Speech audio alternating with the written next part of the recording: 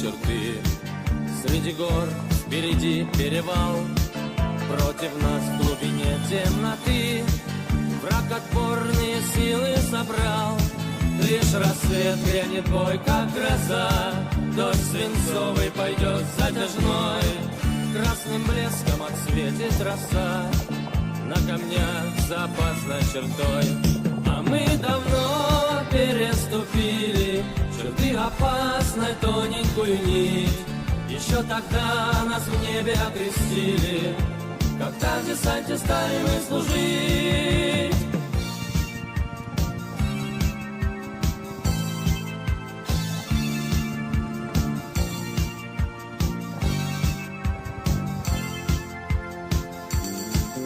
Сделан шаг, вызов брошен судьбе, вихри боя метут перевал. Сколько их на афганской земле, Наш десант голубой штурмовал, и в созвездии наших побед перевал есть у каждого свой, где отваги рождался рассвет на камнях за опасной чертой.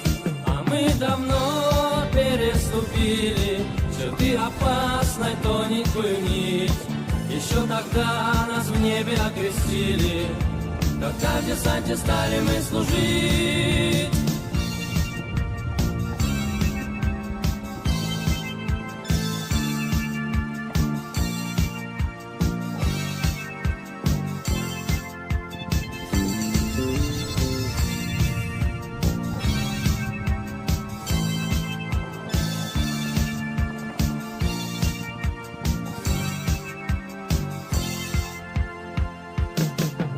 У всех береты голубые, а это самый мирный в мире цвет. Мы за черту опасную ступили, чтоб в мирном мире каждый был рассвет.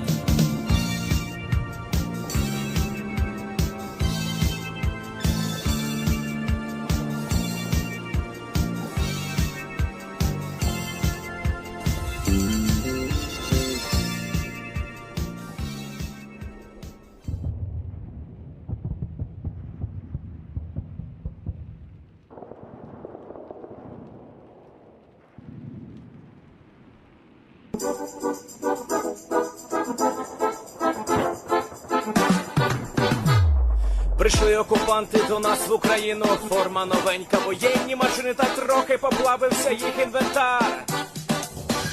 Байрактар, Байрактар. Російські танкісти сховались в кущі, щоб лаптем посьорбати довбані щі, та трохи у чах перегрівся навар. Байрактар, Байрактар. Приперли зі сходу до нас барани для восстановлення великої страны. Найкращий пастух баранячих отар. Байрактар, Байрактар. Їх доводи всяке озброєння різне, потужні ракети, машини залізні, у нас на всі доводи є коментар. Байрактар, Байрактар. Вони захопити хотіли нас зразу, а ми зачаїли на орків образу з російських бандитів, робить примар. Байрактар, Байрактар. Російська поліція справи заводить, там пихцю рашистів ніяк не знаходить, хто винен, що в нашому полі глухар. Байрактар, Байрактар. Веде пропаганду кремлівський урод, слова пропаганди ковтає народ, тепер нове слово знає цар. Байрактар. Байрактар. Байрактар.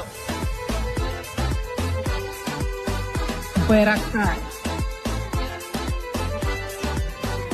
Байрактар.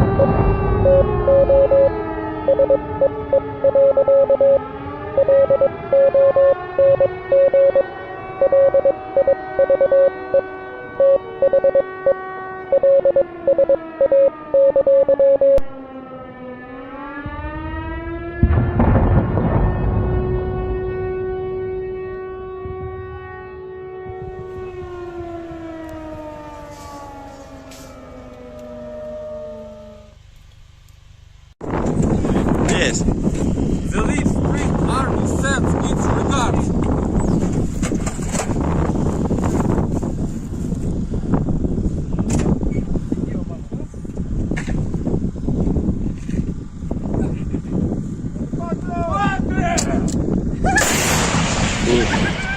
Русский военный корабль. Предлагаю сложить оружие и сдаться. Русский военный корабль, иди нахуй.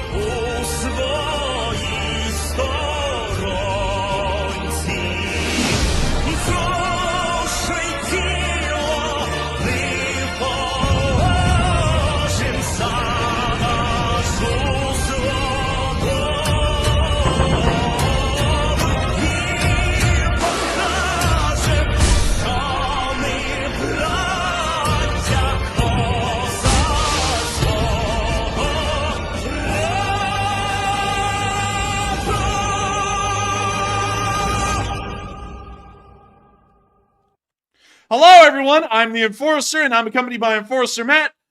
And good evening, folks. It's Enforcer Matt, and welcome back to day 648 of the news. And it's good to see you all once again on a Sunday fundraiser night.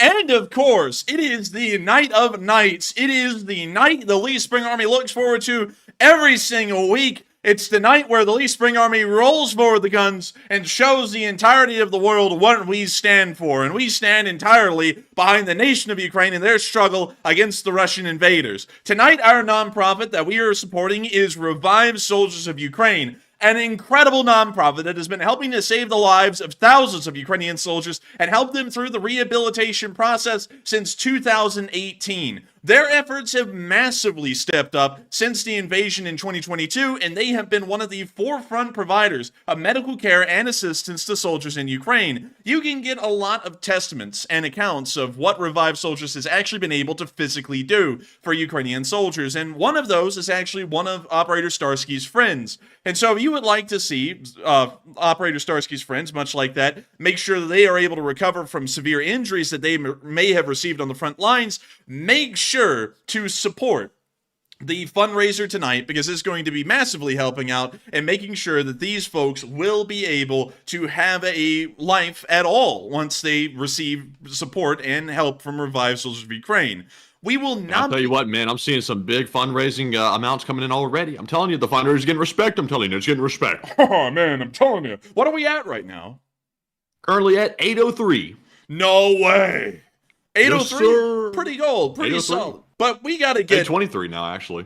We got to get on up there. We got to get on to the $5,000 goal tonight. And I know that the Lee Spring Army is going to hit that goal and race right past it once we're able to, get a little bit of steam. And I think we're getting some steam right about now. But with that, I have to tell you all that tonight we are not going to be covering the Ukraine war news first. As many of y'all have seen in our title and thumbnail, we actually have some very pressing news concerning U.S. naval ships, or more so U.S. warships, being attacked today, along with many other ships of various different kinds of nationalities. And this actually takes us down to the southern area of the Red Sea. Usually we would put the Ukraine war news first and then put news happening elsewhere in the world, for example in the Middle East, second, but considering the seriousness of the situation that happened today and the fact that some ships that were involved in this incident were in fact hit by ballistic missiles, or more so anti-ship ballistic missiles, this is such a pressing story. We are going to be moving this into the first one covered tonight.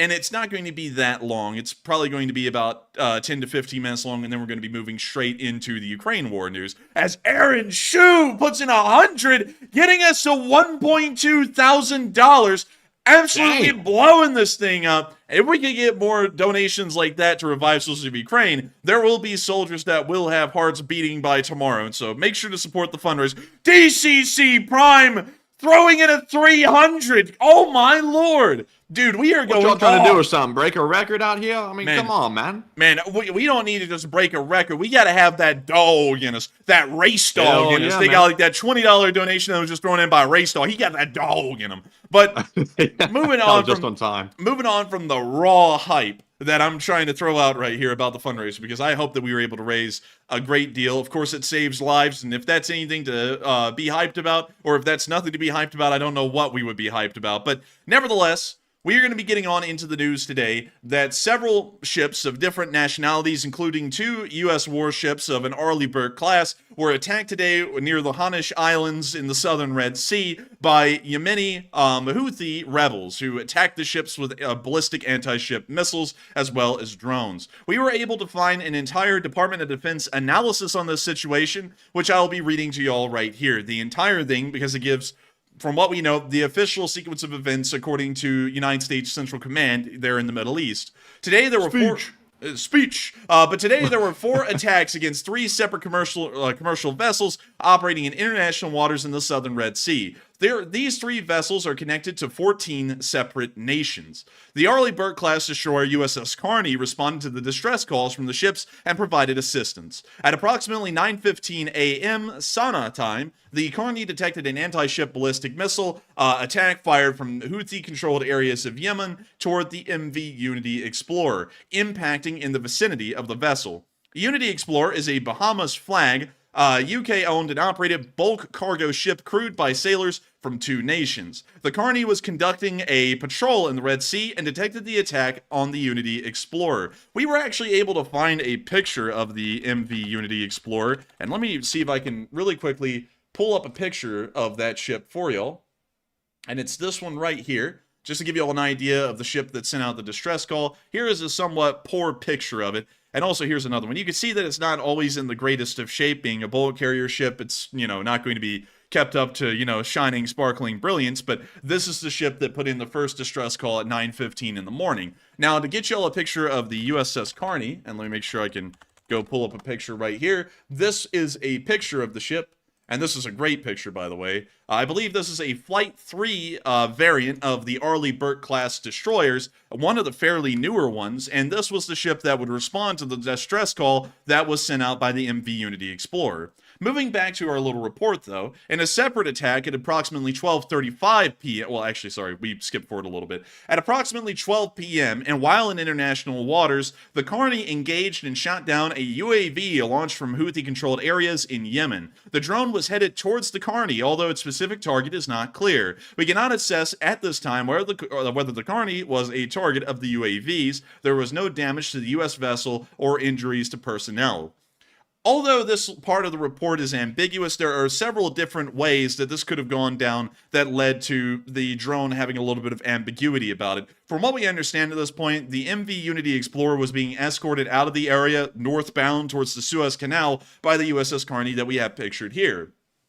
At some point during this, the radars on board the USS Kearney detected an incoming aerial drone from the Yemeni Houthi-controlled areas and were watching it very closely. We're not exactly sure the range of engagement that the Kearney shot down the drone, but it could have been from several miles away to dozens of miles away, and depending on the kind of weapon system used, there will be a lot more ambiguity involved, and especially considering the formation that the Kearney was traveling alongside the MV Unity Explorer, that may even add a little bit further ambiguity.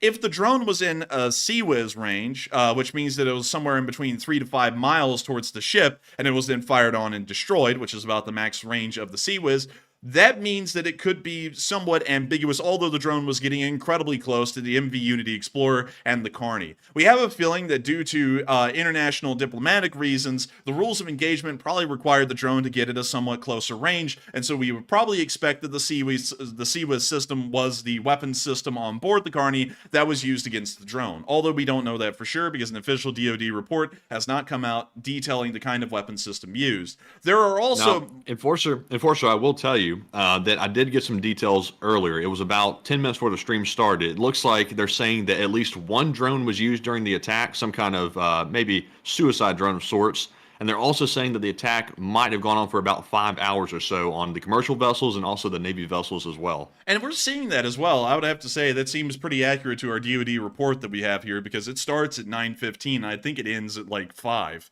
So it was an incredibly long amount of time. But moving on back into this, there is also a second surface-to-air system, or an anti-air system, on board these Arleigh Burke-class destroyers that provides them a little bit of additional range when trying to deal with air targets. And these are the multi-celled surface-to-air missile blocks that they have on the bow and stern of the vessel. I believe the Arleigh Burke carries around 72 of these missiles. I may be mistaken. I think it may be 38, possibly. It's either 38 or 72. But if that missile was fired to shoot down the drone and it was dozens of miles away, there is a great deal of ambiguity as to what ship was going to be targeted. And we have a feeling that that's the less likely option of the two methods of engagement that the Carney had, because, of course, a drone being dozens of miles away may not pose an imminent threat to the vessels that would require them to respond by shooting the drone down. But that's what we heard at this point in the briefing, and that's why we're not sure how much ambiguity there really was regarding this drone that was heading towards the direction of the Carney and the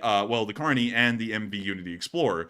Moving on to our next part, we heard that in a separate attack at approximately 12:35 p.m., just 35 minutes after the Carney shot down the Houthi drone, the Unity Explorer reported that they were struck by a missile fired from Houthi-controlled areas in Yemen. At some point in between 12 p.m. when the Carney shot down the Houthi-controlled drone and 12:35 when the Unity Explorer once again dispatched a radio call saying that they had been hit by a missile, there was a point where the Carney had broken formation with the Unity Explorer and was no longer escorting it out of the area. At that point, a missile was fired from Houthi-controlled territory. We're assuming that it was probably along the shorelines near the area of Al-Hudaida, if we're pronouncing that correctly, near that port, or even a little bit further up north near the town of Al-Luhaya. It may have been one or the other, or somewhere in between, where the missile was fired and then struck the Unity Explorer. At the moment, just to give you all a quick update on the MV Unity Explorer, we're not exactly sure the condition of the vessel, how serious the damage was, or if there were any wounded or dead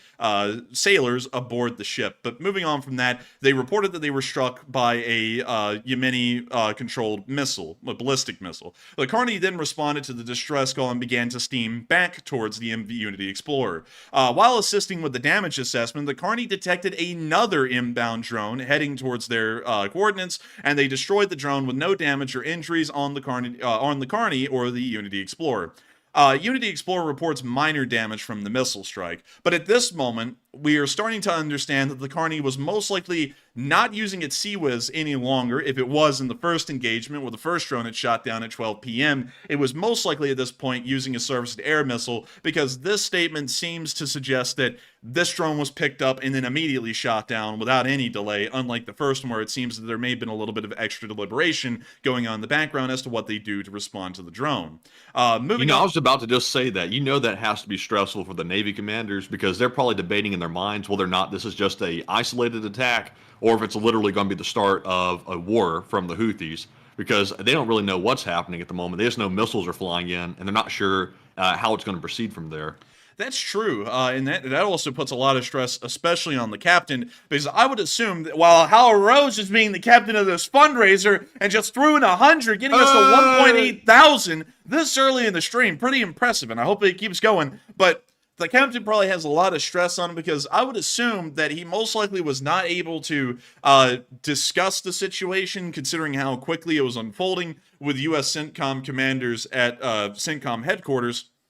Maybe because the situation was unfolding so quickly, but at the same time, they may have been able to, and this may have been something, as far as response went, that went all the way up to the desk of the president, was then approved, and then sent back through CENTCOM to the captain of the Carney, telling them that he had authority to fire on the drone. We don't really know the chain of command and how far that chain of command went from the captain at the moment, but we do understand that the captain was appearing to respond at around 12:35 very quickly to any detected air targets that were coming from Yemen. But nevertheless, luckily, from what they're saying right now, the Unity Explorer has reportedly suffered only minor damage, and we haven't heard of any dead sailors on board the Unity Explorer.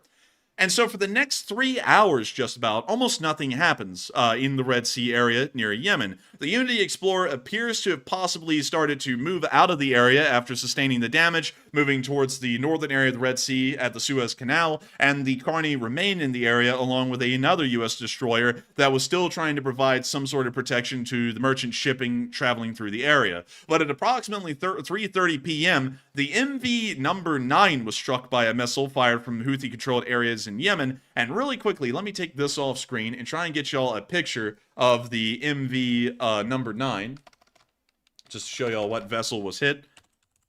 Number 9. Let's see here. And so, actually, out of all of them, and we got like a mild Dubai, Matthew, going on over here in the picture thing. But Mild Dubai. Mild What? A mild Dubai. You know, you don't want to know what she's doing in Dubai. You know what I mean? But anyways, Oh my! Dang, James Hughes just came in with a $500 Damn! donation. James is going all out. what happened? Whoa. James Hughes throwing in a 500. That is the biggest donation of the night. Who is going to be James Hughes? Or is James Hughes going to stand as the undefeated champion of the fundraiser tonight? Unbelievable. Got us all the way up to 2.5 thousand raised. Absolutely incredible. But moving... Now, see, if I was y'all, I wouldn't let that stand. I'd have to top him. I would. You know, I wonder if we're going to have any fundraising legends show up tonight. I know a few of them. We're not going to name them all, but we know who they are, and I wonder if anyone's going to try and top James Hughes' top donation of the night so far of $500. We will see. I wonder if I have a feeling if anything happens, it's going to happen probably within this first hour, but we will see. And thank you so much, James Hughes, for throwing in massive support, because your support is helping to save the lives of Ukrainian soldiers through Revive Soldiers of Ukraine. But moving back on into our news report here about what's going on near the Red Sea, this is the MV number 9, which was the second vessel that was reported to have been stricken by some kind of a Houthi missile fired from inside of Yemen. This is a somewhat larger vessel. From what we understand, this is a Panamax vessel, which is the largest ship that can pass through the Panama Canal, reasonably. There's different classifications of ships out there. This is a fairly normal kind of container ship to see in reality. You don't really see a lot of like Supermax ships out there. Those are actually somewhat rare, like the Ever Given, but this is a fairly normal vessel. Nevertheless, it was stricken at 3:30 p.m. and the U.S. Navy began to immediately respond to the distress signal. Anyways, the Panamanian-flagged, Bermuda and UK-owned and operated bulk carrier reported damage and no casualties, as an anonymous throws in a $500 donation. Hey, let's go, Anonymous Mouse. Let's go. James Hughes. Oh, wait a minute. Is that anonymous or anonymous? My bad. Anonymous. Oh my it's lord! not Anonymous. It's anonymous. I was about to be like, I was like, I swear that's anonymous. But anyways. Moving on from that, and getting back to this, because I feel like we're starting to get massively sidetracked from this, but make sure to support that fundraiser, and if you support it massively, we will freak out. But anyways, it is a Panamanian-flagged, Bermuda and UK-owned and operated bulk carrier, and it reported no damage and no casualties. But of course, it was still stricken by a Yemeni missile. At 4:30 p.m., the MV Sophie 2 sent a distress call stating that they had also been stricken by a Yemeni Houthi missile. The Carney again responded to the distress call and reported no significant damage. While en route to render support, Carney shot down the third drone of the day that was heading in its direction. The Sophie 2 is a Panamanian-flagged bulk carrier crewed by sailors from 8 different nations. And really quickly, let me go and try and get y'all a picture of the MV Sophie 2. And let me see if I can get one here. And so, let's see, this looks like one of the best pictures I can get of it. Here's the MV Sophie 2 and what it most likely appeared like during the attack. But from That's what the wisdom line, by the way. Very smart group of sailors on that boat. Man, they really smart, and they're very wise, because apparently it wasn't damaged that significantly. But getting back to the final summary of this information, these attacks represent a direct threat to international commerce and maritime security, according to the Department of Defense and CENTCOM. They have jeopardized the lives of international crews representing multiple countries around the world. We also have every reason to believe that these attacks, while launched by the Houthis in Yemen, are fully enabled by Iran. The United States will consider all appropriate responses in full coordination with its international allies and partners. A very big blanket statement, kind of leaving open an official U.S. response to the Houthis inside of Yemen, Yemen, or maybe even more direct responses to the Islamic Republic of Iran, who is believed to be facilitating these attacks and providing the Houthis with the equipment that they are using to strike the commercial shipping inside of the Red Sea. It is a very serious situation just off of that report, and we also saw that from another Twitter post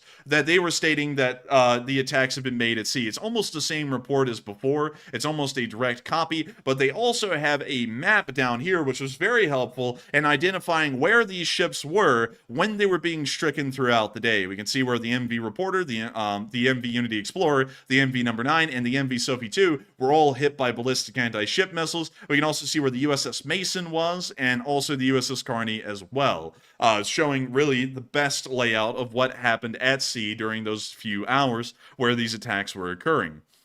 But that little pinch point right there, right where Yemen meets up with the other side of the land right there, it seems to be a very dangerous area. It's Djibouti, actually, right there? Yeah, that's Djibouti right there. Oh, man, so we got a ton of service people in Djibouti, so they ought to be able to take care of that. Yeah, I mean, it's where literally every service member goes is Djibouti. Man, have you ever been to Djibouti? it's like, have I ever been to the gas station of like East Africa? No, it's like, no, I haven't. But literally, I'm not even kidding. When I say that, that's nothing disparaging to Djibouti. Their entire national economy is based on leasing their land to foreign nations' militaries. That's why the Chinese have one of their few foreign bases inside of Djibouti. The U.S. also has one as well. Pretty much everyone has some kind of a small military outpost or even a larger military base inside of the nation of Djibouti, and specifically at the city of Djibouti itself, considering it's a city-state. But still, it appears that there have been some serious developments inside of the Middle East today, and I have a feeling that this may actually require an official U.S. response or an international response to the Houthi terrorists inside of Yemen. But moving on from that and into our last bit of news, so when those reports were made about the ships being attacked in the Red Sea, it was slightly ambiguous as to who was really attacking them, and it was believed to be the Houthis, and later on, just 2 hours later after the attacks had ended, a Houthi group published online an official statement that they were behind the attacks and they took full credit for them. They claimed that all of the ships that they attacked were Israeli ships, despite the fact that none of the ships had any actual connections to Israel whatsoever. Most of them had more connections to Britain or Caribbean countries than anything. But nevertheless, this is a statement that they put out. We'll just read it all for y'all so that we all know where the Houthis are at right now. A statement issued by the Yemeni armed forces. In the name of God, the most gracious, the most merciful. God Almighty said, kill them. Wow, how merciful. It went from they're most merciful to kill them all. And God will punish them with your hands and disgrace them and grant you victory over them and heal the breasts of a believing people. Well, it's good to know that they're aware for breast cancer. God Almighty has spoken the truth. An implementation of the directives of Commander Abdul Malik Badr al-Din al-Houthi, may God protect him, and in responses to the demands of our great Yemeni people and the calls of the free people of our Arab and Islamic nation to stand fully with the choices of the Palestinian people and their proud resistance. This morning, the naval forces of the Yemeni armed forces, with the help of God Almighty, carried out a targeting operation against 2 Israeli ships in Bab al-Mandab, namely the Unity Explorer ship and the Number 9 ship. The first ship was targeted with a naval missile and the second ship with a naval drone. The targeting operation came after the 2 ships rejected warning messages from the Yemeni naval forces, which were never issued because the ships were attacked without any warning, and the Carney was the first ship to ever receive any kind of a signal, a distress signal for that matter, saying that they were being fired upon and they required assistance. The Yemeni armed forces continue to prevent Israeli ships, really just anyone's ships, from navigating the Red and Arab seas until the Israeli aggression against their steadfast brothers in the Gaza Strip stops. The Yemeni armed forces renew their warning to all Israeli ships or those associated with Israelis that they will become a legitimate target if they violate what is stated in this statement and previous statements issued by the Yemeni armed forces. Sana'a, the 20th Jumada al-Awwal, oh wait a minute, hang on, that's their office, isn't it? Whose office is it? I think that's their address. I think they put down there. Hey, it's America. There it is. Go send the Predator. Chris Hansen will be dropping by too. But anyways, very interesting to see the statement made by the Houthis. It's very interesting to see them say that, like make a statement at the beginning like God is most merciful and then say kill them all right after that. It's like, this doesn't really sound like mercy, but nevertheless, you can see the Houthi statement made by the Yemeni terrorists, and we can see what kind of mindset they have based off of that, and it appears to be a very violent and militant one, and it also appears that they left a little ambiguity even in their own statement as to whether those were really Israeli ships or not at the end, because they said anyone affiliated with the Israelis may be attacked, and they could use that to justify an attack on anyone. But anyways, that's really all of the news we had today about the U.S. ships being attacked, along with the commercial shipping that was also being attacked inside of the southern area of the Red Sea. And we're now going to be moving on from the Middle East and on into the Ukraine war news, which we have had some pretty wild ones today. And some of y'all may have been wondering, what was up with our intro today with that weird Russian guy drinking the Stoloichna, looking like an absolute gopnik in the bottom of a subway?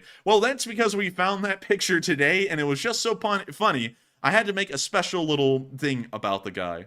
There's the picture. He does not look okay, Bliat. Yeah, he looks like he's, not so great, you know. Man, he looks like goodness, I don't know what he looks like, but he looks pretty rough. He looks like he's had better times. He's got the Stoloichna in one hand, the cloth in the other, Beats by Dr. Dre, some sunglasses, and the most non-drippiest fit I've ever seen. It's a terrible fit. Horrendous. He's probably been beat, but it's not Beats by Dr. Dre. He's been beat by Russian Bliat, man. He has been beat by Stashina Dre. Bliat. Stashina Dre beat him with his stick, Bliat. And then he got beat by the Ukrainians, and now he's back, and he's just vibing in the middle of the subway. I don't really understand, but nevertheless, we can see here that this is where the joke came from at the beginning of the stream, and I tried to find a song that would be funny, to try and put it over it. I tried one of the most famous Russian meme songs. I'm not going to even say the name of it. It ended up being copyrighted, so decided not to do that. So I decided instead to pick a song made by the Blue Berets, which is now a defunct band from the Soviet Union, and it was a song about Afghanistan and the Russian involvement there, which was pretty horrendous. And even the Blue Berets, which are usually like a cheerleader for the Soviet airborne, their song was even pretty doom and gloom about the war in that song. So I was like, you know what, that's fitting. It's not about Ukraine, but it's good enough. So I put it down, and that's why we had that little thing in the intro tonight. It was really just because of this picture. But he's not the only guy having a rough time. You see, a Russian soldier was captured by Ukraine recently, and they decided to give him a moment to try and call his wife, and it appears that she had already moved on. It's sad to see, of course, but we all know she's only looking out for that latte and that chocolate cake, my boy. And here we go. Here's the video. Here's the Russian prisoner of war, and here is the Russian wife who has moved on very quickly. Man, she got the vodka out, taking shots, and Harvey the drummer taking shots, throwing in a 69, reminding us that Chris's mother is here tonight. And it's not vodka, y'all. She's classy, actually. It's a martini. Is she wearing anything? Much better. Is she wearing? I was wanting to know. Quacks like a duck.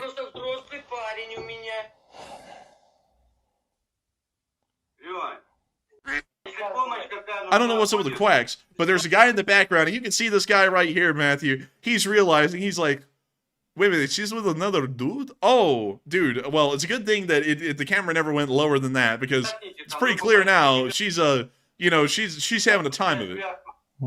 You know what this is? The dude in the background is the Russian Jody. Yo, it really is!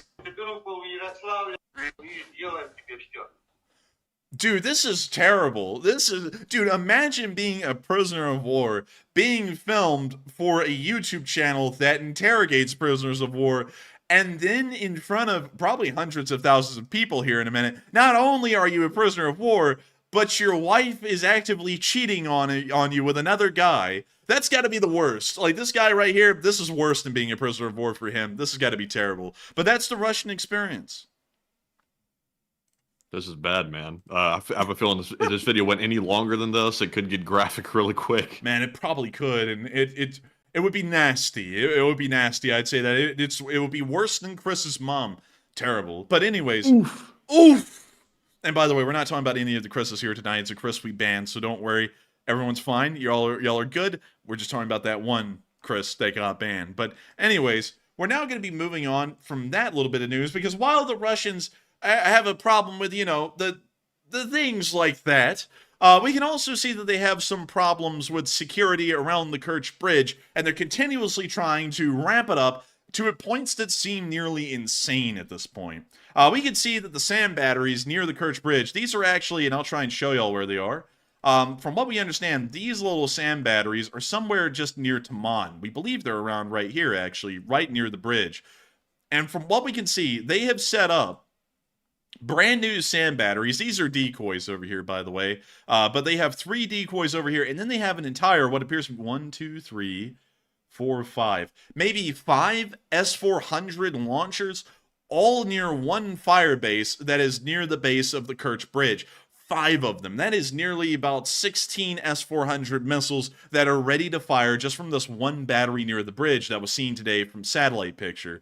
Going off of this, we're getting the idea that the Russians are incredibly terrified of the concept of the Kerch Bridge going down. And there's a very good reason for that. Of course, it's a massive supply line for the Russian military heading into Ukraine. And not only for that, but for Crimea as well, for the remainder of the Black Sea Fleet that's operating from Sevastopol, and also a decent amount of the Russian Air Force that's now begun to operate again from Crimea. That is really their only link to supplies coming in from Russia. If that bridge gets destroyed, a lot of Russian forces are going to have to be moved out of Crimea, or they're going to start attriting at an incredibly high rate without provisions of supplies or any reinforcements for that matter over a prolonged period of time. So it seems as though they're really trying to build up the defenses around the bridge to protect as best as possible as a kind of insurance policy. But speaking of insurance, it appears that these Russians probably didn't take out that much insurance on their Lada, because the FSB, of course, got hit again inside of the Kursk-Bryansk Oblast by a Ukrainian ATGM. And we also heard the alien music, but I can't play that, it's copyrighted. We can see the little Lada moving on down the road, and you're about to see it go, Kolodny. It's about to get blown up. Oh! And now it's a whole lot of pieces with a whole lot of trouble and a whole lot of heartache. Oh, man, I'm telling you. Man, you know, that Lada right there is living up to its name. Shit. That's just look at it. Damn, son, where'd you find this Lada? The scrapyard? Man, I'll tell you what, man. Have you ever want to find yourself a really crappy... Oh, we got the pin! Oh no! Some folks tried to come out and see what happened to the Lada, and they got hit. Oh, everyone's getting hit today. Oh my goodness! Is this Madyar Jr. with the iPhone pin or something? Man, I don't know. Man, why you asking me? I don't know. But anyway, does Madyar have a son? Dude, is that the little Madyar? I got to tell you, if that's a little bit of Madyar, we might be in business. But moving on from that and into our location unknowns. And by the way, really quickly, I have to give a big shout out. We have hit $3,500 on the fundraiser. 43 minutes in. I know we're making it to places tonight, and they're going to be great places. Unlike Chris's mom. But moving on from that. Damn, Chris's mom, that fellow's never going to live that down. I'm telling you. We just keep bringing it up. He ain't. And no one's going to stop bringing it up, just like Chris's mom. But moving on from that, we also got to see a very interesting video made by United 24 about some of the soldiers that have returned back to service after receiving injuries. And I wanted to make sure that we timed this almost exactly to where we are tonight, because it's very important to talk about. Revive Soldiers for Ukraine, not to, talk about them a lot, but we are fundraising for them tonight. They are an amazing nonprofit that has helped out in getting soldiers vital care, rehabilitation, and not only that, sometimes limbs, in a way, prosthetic limbs, to help them get back to their lives. They are a big provider of medical services like that, especially trying to get you back into full force with your prosthetics. That's a big thing that Revive Soldiers of Ukraine does. And we got to see that United 24 made a specific video today about soldiers that have received amputations, have been rehabilitated, and not only that, received prosthetic limbs, and they decided to rejoin the armed forces of Ukraine and continue on the struggle against the Russian invaders, even while having sometimes one prosthetic limb or even multiple prosthetic limbs. And so I wanted to show y'all this video right now because I think it shows how big of an importance a group like Revive Soldiers of Ukraine is.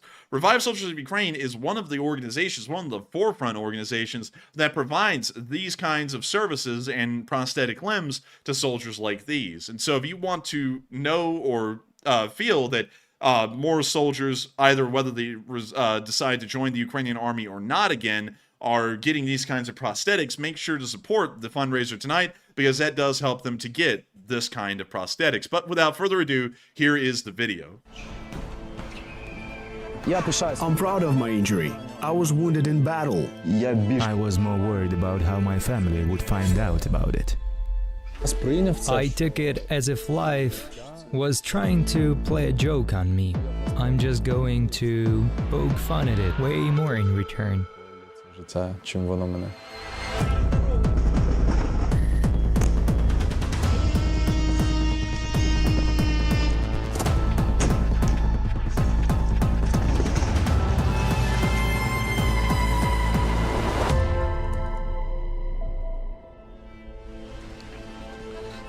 Пацаны, я там эти самые горелки там в коробке.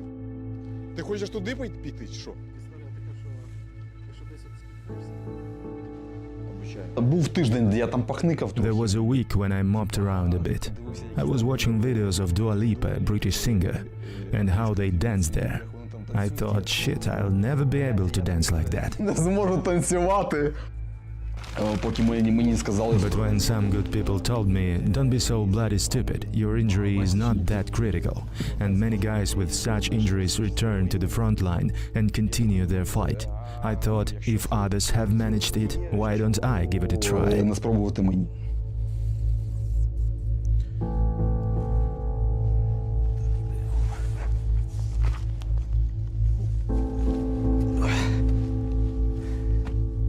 Копі, друга зверху. Що ті стріляють по вам, що ті ведуть до бою. Щоб не було такого, що перший номер сам вирішив стати. Атак! Mariupol was under complete siege, so I decided that I had to get there by any means necessary. The only way at that time was to fly there by a helicopter. Полетіти туди на гвинтокрилі. Прибігало... While crossing the railway tracks, the enemy spotted us at night.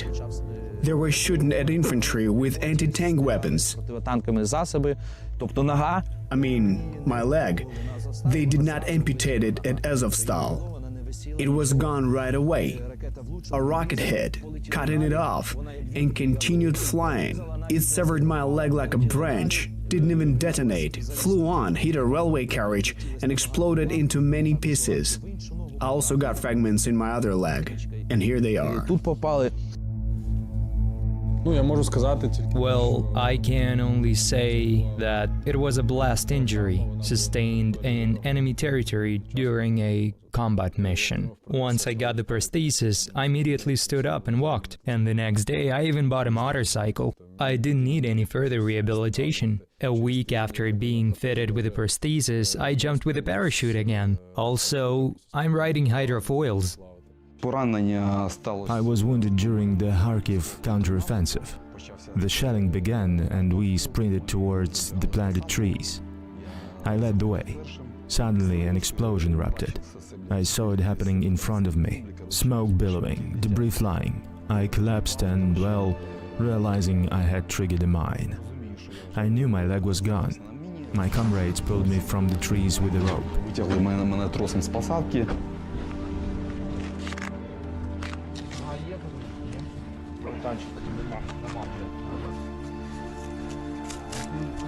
Хлопці мене на стапунти. They evacuated me to a medical stabilization point where professional doctors cut off what needed to be cut off, bandaged what needed to be bandaged, and transported me to Kharkiv. В полоні. During the captivity, there were no regular antibiotics or painkillers. I had to endure the pain. I got an infection and developed osteomyelitis. My leg began to rot, and as it progressed, they continued amputating further and further, reaching up to here, but the knee remained intact. Following rehabilitation, numerous surgeries, and the fitting of a prosthesis, I rejoined my team in early summer. Then the commanding officers decided to appoint me as the platoon sergeant major. We're en route to deliver additional ammunition and supplies because the orcs have been relentlessly assaulting our position for the past week. They're deploying equipment, tanks and infantry fighting vehicles. Fortunately, we respond promptly and give them hell.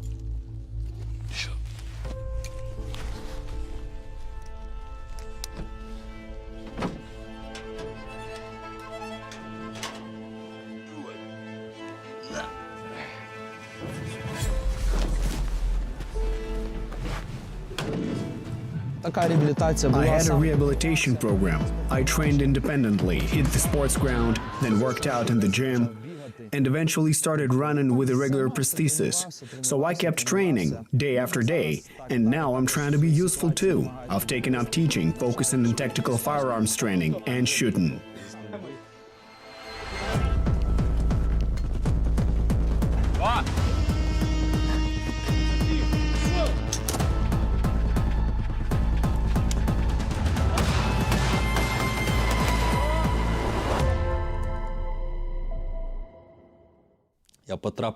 I discovered a Brazilian jiu-jitsu gym in Kyiv. When I step onto the training mat, I take off my prosthesis. It's remarkable seeing it stand on the side. And actually, prior to this, I think swimming was the only sport where I could train without it. Now, on the tatami, it's taking to a swimming pool, I'm free to move and engage just like everyone else, no longer reliant on the prosthesis.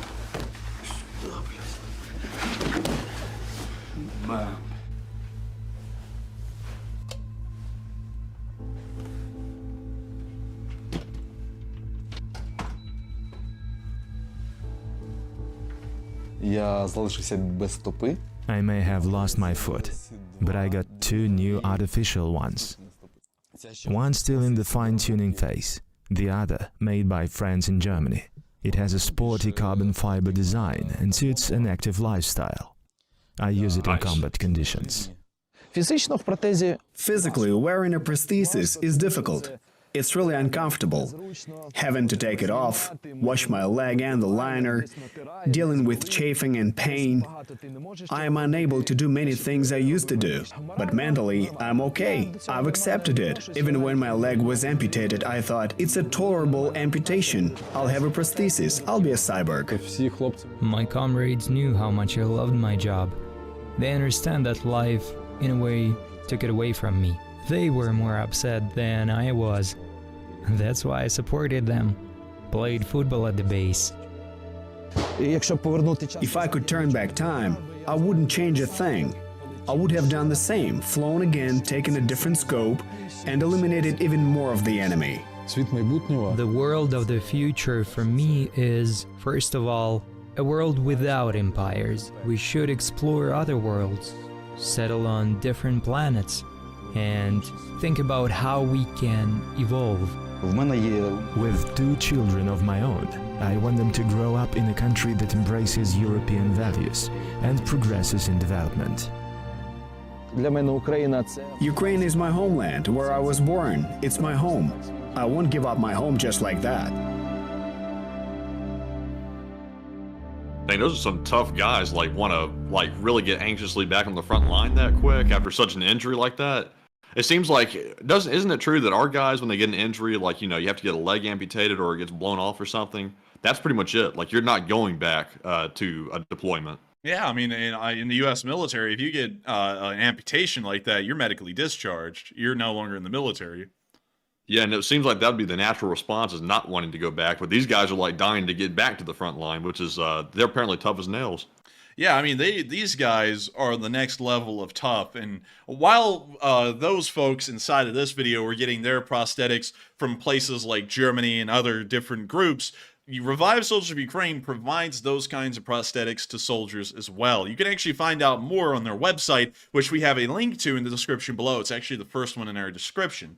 But it's always soldiers like these, with the massive spirit and fighting will that they have to continue to see their nation free, no matter the cost, even if it costs them their legs or their arms, they will continue to fight. And it's these kinds of soldiers that we should always rally behind and make sure that we support them and send this fundraiser over the top in honor of them. We've almost made it to $4,000 raised, and we're only about $1,000 away right now on our fundraiser goal. Now, if we can make it to $5,000, we'll have reached the goal of the night, and hopefully we'll be able to go even farther than that. Every dollar we get to put into this fundraiser that gets sent to revive soldiers of Ukraine, maybe another soldier that gets to walk again, who's able to return back to the front lines like he wants to, or maybe go back into civilian life if that's what he wants to do as well. It makes sure to help them in every single step of the way, and everyone has to remember that while right now it's just a fundraiser and we're just focused entirely on reaching a fundraiser goal, there are real people with stories much like these that are on the receiving end of this fundraiser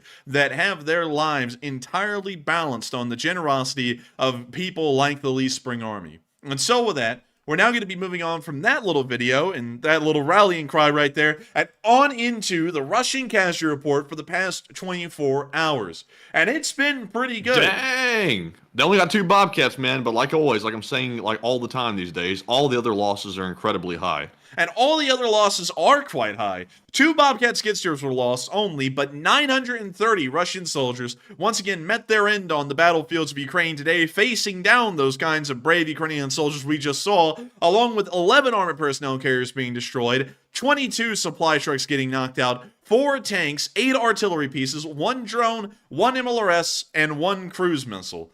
All in all, not that bad of a day, for sure, and I have to say that it is wonderful to see that we are able to know that the Ukrainians are still holding the lines quite well and making sure to beat the Russians incredibly well and make sure that they're not able to take any ground without taking some kind of significant losses in return. Absolutely incredible to see, and hopefully we'll be able to see even more losses like these, and hopefully the war will end sooner because of them. And so with that, we're now going to be moving on from the location unknowns and on into the frontline news of the day. We're about to get into the real action that's happening in Ukraine, the fighting, the glory, and of course the horrors of the war as we see each and every day. But before we do, we have to do something big. We have reached $4.4 thousand at this moment. We are only $600 away now from the $5,000 goal, and we have 3 minutes until we reach the top of the next hour. I think it is about time for us to call that famous order that everyone knows in the Lee Spring Army, and everyone must answer the call to if you can. It is time for the general order. Order! General order number 28 is now in effect. If you have at least $5 to throw it in right now. I'm going to be throwing in a 20 because it's always great to lead from the front. Throw in whatever you feel like, but we have a general order being called in. General order number 28. There is my $20 right there in the live chat. It should be showing up probably like 30 seconds before you'll hear me say that, but it is time for us to send this fundraiser to space. And so join me tonight as we make sure that brave Ukrainian soldiers like those are able to walk again and able to live again and even fight again if they choose. And so while we let that general order blow up, we are now going to be moving on into a discussion with y'all. And Matthew, what kind of discussions have we been having tonight? All right, so the first discussion we're going to have is calling off all of our top donors of the night thus far, and we're steadily creeping up toward that $5,000 figure. We're at $4.56 thousand. Oh my goodness, man, 4.6 thousand. It's going up incredibly fast. And Enforcer, try to keep an eye out if you see a big one. Let me know, as I'm not going to be able to write it down at the moment. But anyways, starting off on our first big one of the night, we have a 500 from James Hughes. That is still the largest one of the night, and a huge shout out to you, James, for that very generous support to the fundraiser of the night. Also, a huge shout out to DCC Prime 1, who put in a $300 donation, along with Enforcer for President that put in a $200. And then we have Franz Jensen that put in a $111, along with Just Chillin', who put in a $110. And then some guy, who I'm not sure who he is, called the Enforcer, put in a $100. And then we have a $100 from Aaron Shu, Hal Rose, Gene Kustra, Mark C. V's Pessim Parabellum. Very long name. Then we have a 75 from Harvey the Drummer, a 69 from Harvey the Drummer. Nice. And then we have a 50 from Miles Wagner. Then we have a 50 from LSA Sergeant Figment, or Sarge. Then we have a 50 from Plant Lady, Dad Good, Gary Moore, Axel K, Shakamook, Patrick Mills, Alex Chiang, Nestors, Neil Vizanant, and also Ian Dog 89. And those are all the big ones I see for now. And I just saw Old Warrior put in the 73, by the way. Huge shout out to Old Warrior. And Enforcer, did I miss any? I don't think you missed any. It looks like most of them were less than 50. So we won't be able to call out everyone who's responded to the general order, although it has been amazing to watch the Lee Spring Army mobilize to respond to that general order. And I have to say that while we are just getting dollars away right now from that $5,000 goal, we are literally just $11 away right now. It is amazing to know the Lee Spring Army, while other communities have petered out, while other communities hardly actually support Ukraine, this community just hit $5,000. And we continue and we continue to power through each and every single weekend to make sure that no matter how long this war has gone on, we all still have the generosity, the kindness, and the big hearts that we had for the Ukrainian people that we had nearly 2 years ago. With all the Russian propaganda that's been thrown around, with all the mudflinging that's been thrown around in the pro-Ukraine community as people try and elevate themselves above others for their own personal gains, we have seen the Lee Spring Army has continuously worked tirelessly to provide support for Ukraine, not only through these fundraisers, but through everything else as well.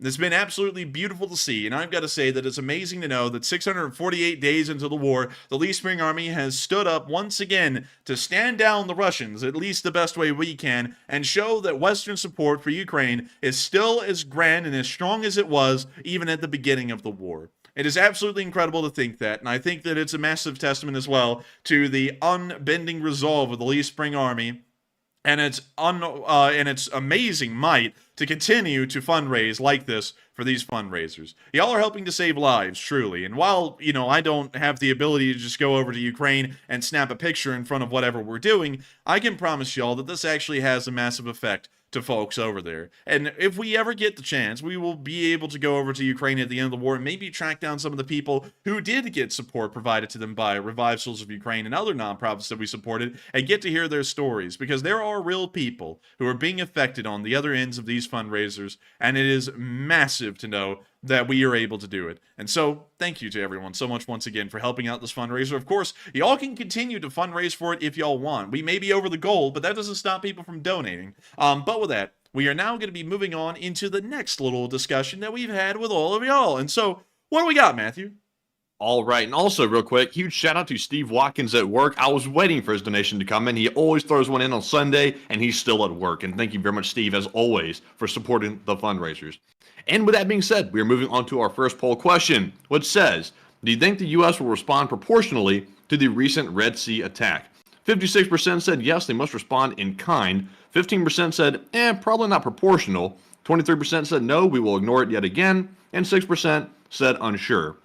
And on that one, I got to say that I don't think the U.S. is going to go out and respond proportionally, because if we did that, that would mean basically going to war with the Houthis, because that's basically what the Houthis just did to us. They fired on our vessels. They fired on commercial vessels as well, which were, I believe, British ships. Am I correct? Mostly British owned, but a lot of them were flagged by countries like Panama.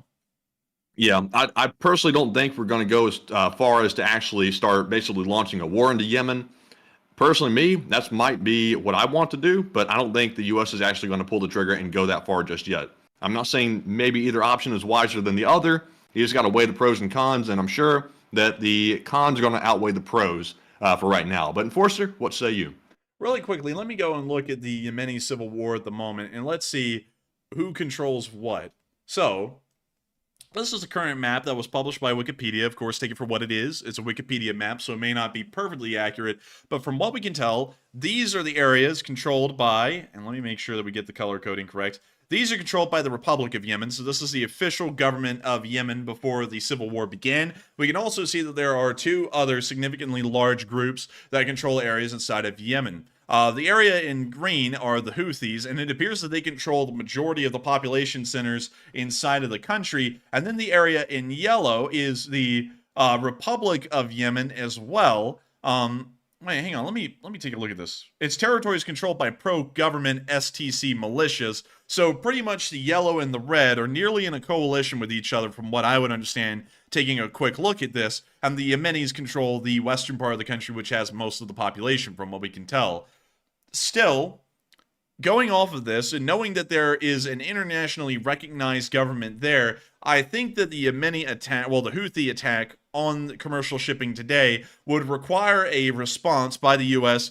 either in several ways. Of course, there's never just one option. We have multiple options. Much like Hal Rose's $333 donation that just came in. That is one of the options and killing it. But moving on from that, and thank you so much once again. And we'll make sure to call everyone out once more at near the end of the stream. But I think there are several options we have on the table. I think one of the more interesting options would probably be to support the pro-Yemeni government-backed groups like the militias that control the area in yellow and the actual Yemeni government here in red, and give them weapons and equipment to be able to fight back against the Houthis with. That might be one move that we could do. We could also see that we could support them and also provide direct military assistance through airstrikes conducted on Houthi territory. We could do that through the U.S. Air Force. We could do that through the Navy. We could really do that any way that doesn't revolve around having actual troops on the ground. Our third option is that we could provide support to the Yemeni government as well as the Yemeni militias. We could also conduct indirect strikes on Houthi territories by the Navy or by the Air Force. And we could also put troops on the ground as well inside of pro-Yemeni government territory to fight back against the Houthis on the ground. We could also try and create a coalition with Saudi Arabia so that way they too could also work towards furthering the collapse of the Houthi regime before it can grow or exist any longer. I think one thing is clear, though. If I was the president of the United States in a hypothetical scenario, I would not allow for the Houthis to survive. The territory they control in Yemen is in a very precarious location. A lot of the world's commercial shipping travels through the Suez Canal, and that means that a lot of ships, especially a lot of Western ships, are being put in jeopardy and risk at this point by the reckless and dangerous actions of the Houthis conducting attacks against any commercial shipping that is traveling through the area right now, including the U.S. Navy, which isn't a commercial shipping, but nevertheless it is the United States. I believe that my response to the situation would be to provide support to the Yemeni government, to conduct indirect airstrikes and attacks on Houthi territory, and if the situation required, maybe after several weeks, we would start to send maybe a brigade strength of U.S. forces into Yemeni-controlled territory to then help the Yemeni government crush the Houthi resistance in the western part of the country. That's what I would most likely do in this given scenario. Of course, we would have to wait for the escalations to pan out. Of course, we would start first with supporting the Yemeni government, maybe give that about a month or two, and if that doesn't really appear to be getting anywhere, then we would start assisting them through direct airstrikes, or really just precision strikes on Yemeni targets, more so Houthi targets within western Yemen. If that doesn't really appear to do much, then we would start to send in U.S. ground forces about 3 months after our first direct actions against the Houthis inside of Yemen. These people are supported by Iran. We know that for certain at this point. It has been proven time and time again. And, of course, Iran is one of our rivals in the world, one of the more insignificant ones, but a rival nevertheless. And so I think that it's very important that we always make sure to face down our rivals around the world and crush any forces that support them when we're given the chance. And right now, the Houthis are giving us a very strong chance to be able to move in and strike them down immediately, and they're giving us a very good justification for that as well. I do not know why I'm stuttering so much tonight. I think I'm so hyped up, I'm like skipping over my own words tonight. But nevertheless, that's how I would deal with the situation. And Matthew, what do you think the situation should be dealt like? So I will say in just a moment, real quick, let me go over what everybody else thinks as well. The question here on the second poll that just went up 3 minutes ago is, if you could make the call, how would you respond to the Houthi attack? 78% said bomb the hell out of them, 11% said unsure, 5% said deploy troops / declare war, and 6% said do nothing and de-escalate. And I got to say that if I was personally in charge, I would be balancing two different things. First off, I'd be trying to determine whether or not Iran is trying to drag the USA into a war in the Middle East. And that's on our next poll, so I won't cover that right now. But I will say that this is not an isolated occurrence, and the Houthis are going to keep doing this until something so bad happens to them that they are terrified to do it again. And the only way to do that is to literally go in, bomb the hell out of the place, and teach them a lesson to where they're so fearful they won't come back out of their hiding holes to try to attack another ship. That's the only way. The terrorists are extremely radical. They don't use rationale or logic, and you can't reason with them. So it's completely pointless to hope for diplomacy to prevail here, and de-escalation is very unlikely without being able to communicate with them and talk to them in a rational manner. So I think that's off the table, and the only thing they're going to understand at this point is force. But we have to keep in mind, though, the Houthis are Iran proxies, so it's basically Iran in Houthis' place, so we have to keep that in mind. So personally, me, I'm going to say bomb the hell out of them, but Enforcer, before we move on to the next one, do you have anything else to say? I would say pretty interesting idea, but one thing I think is very clear, and this is something we've seen as well up with the party goers and the homesteaders, you know, up in the other area that we can't say specifically because YouTube doesn't like it much, is that if you try and bomb them, they'll just come back later.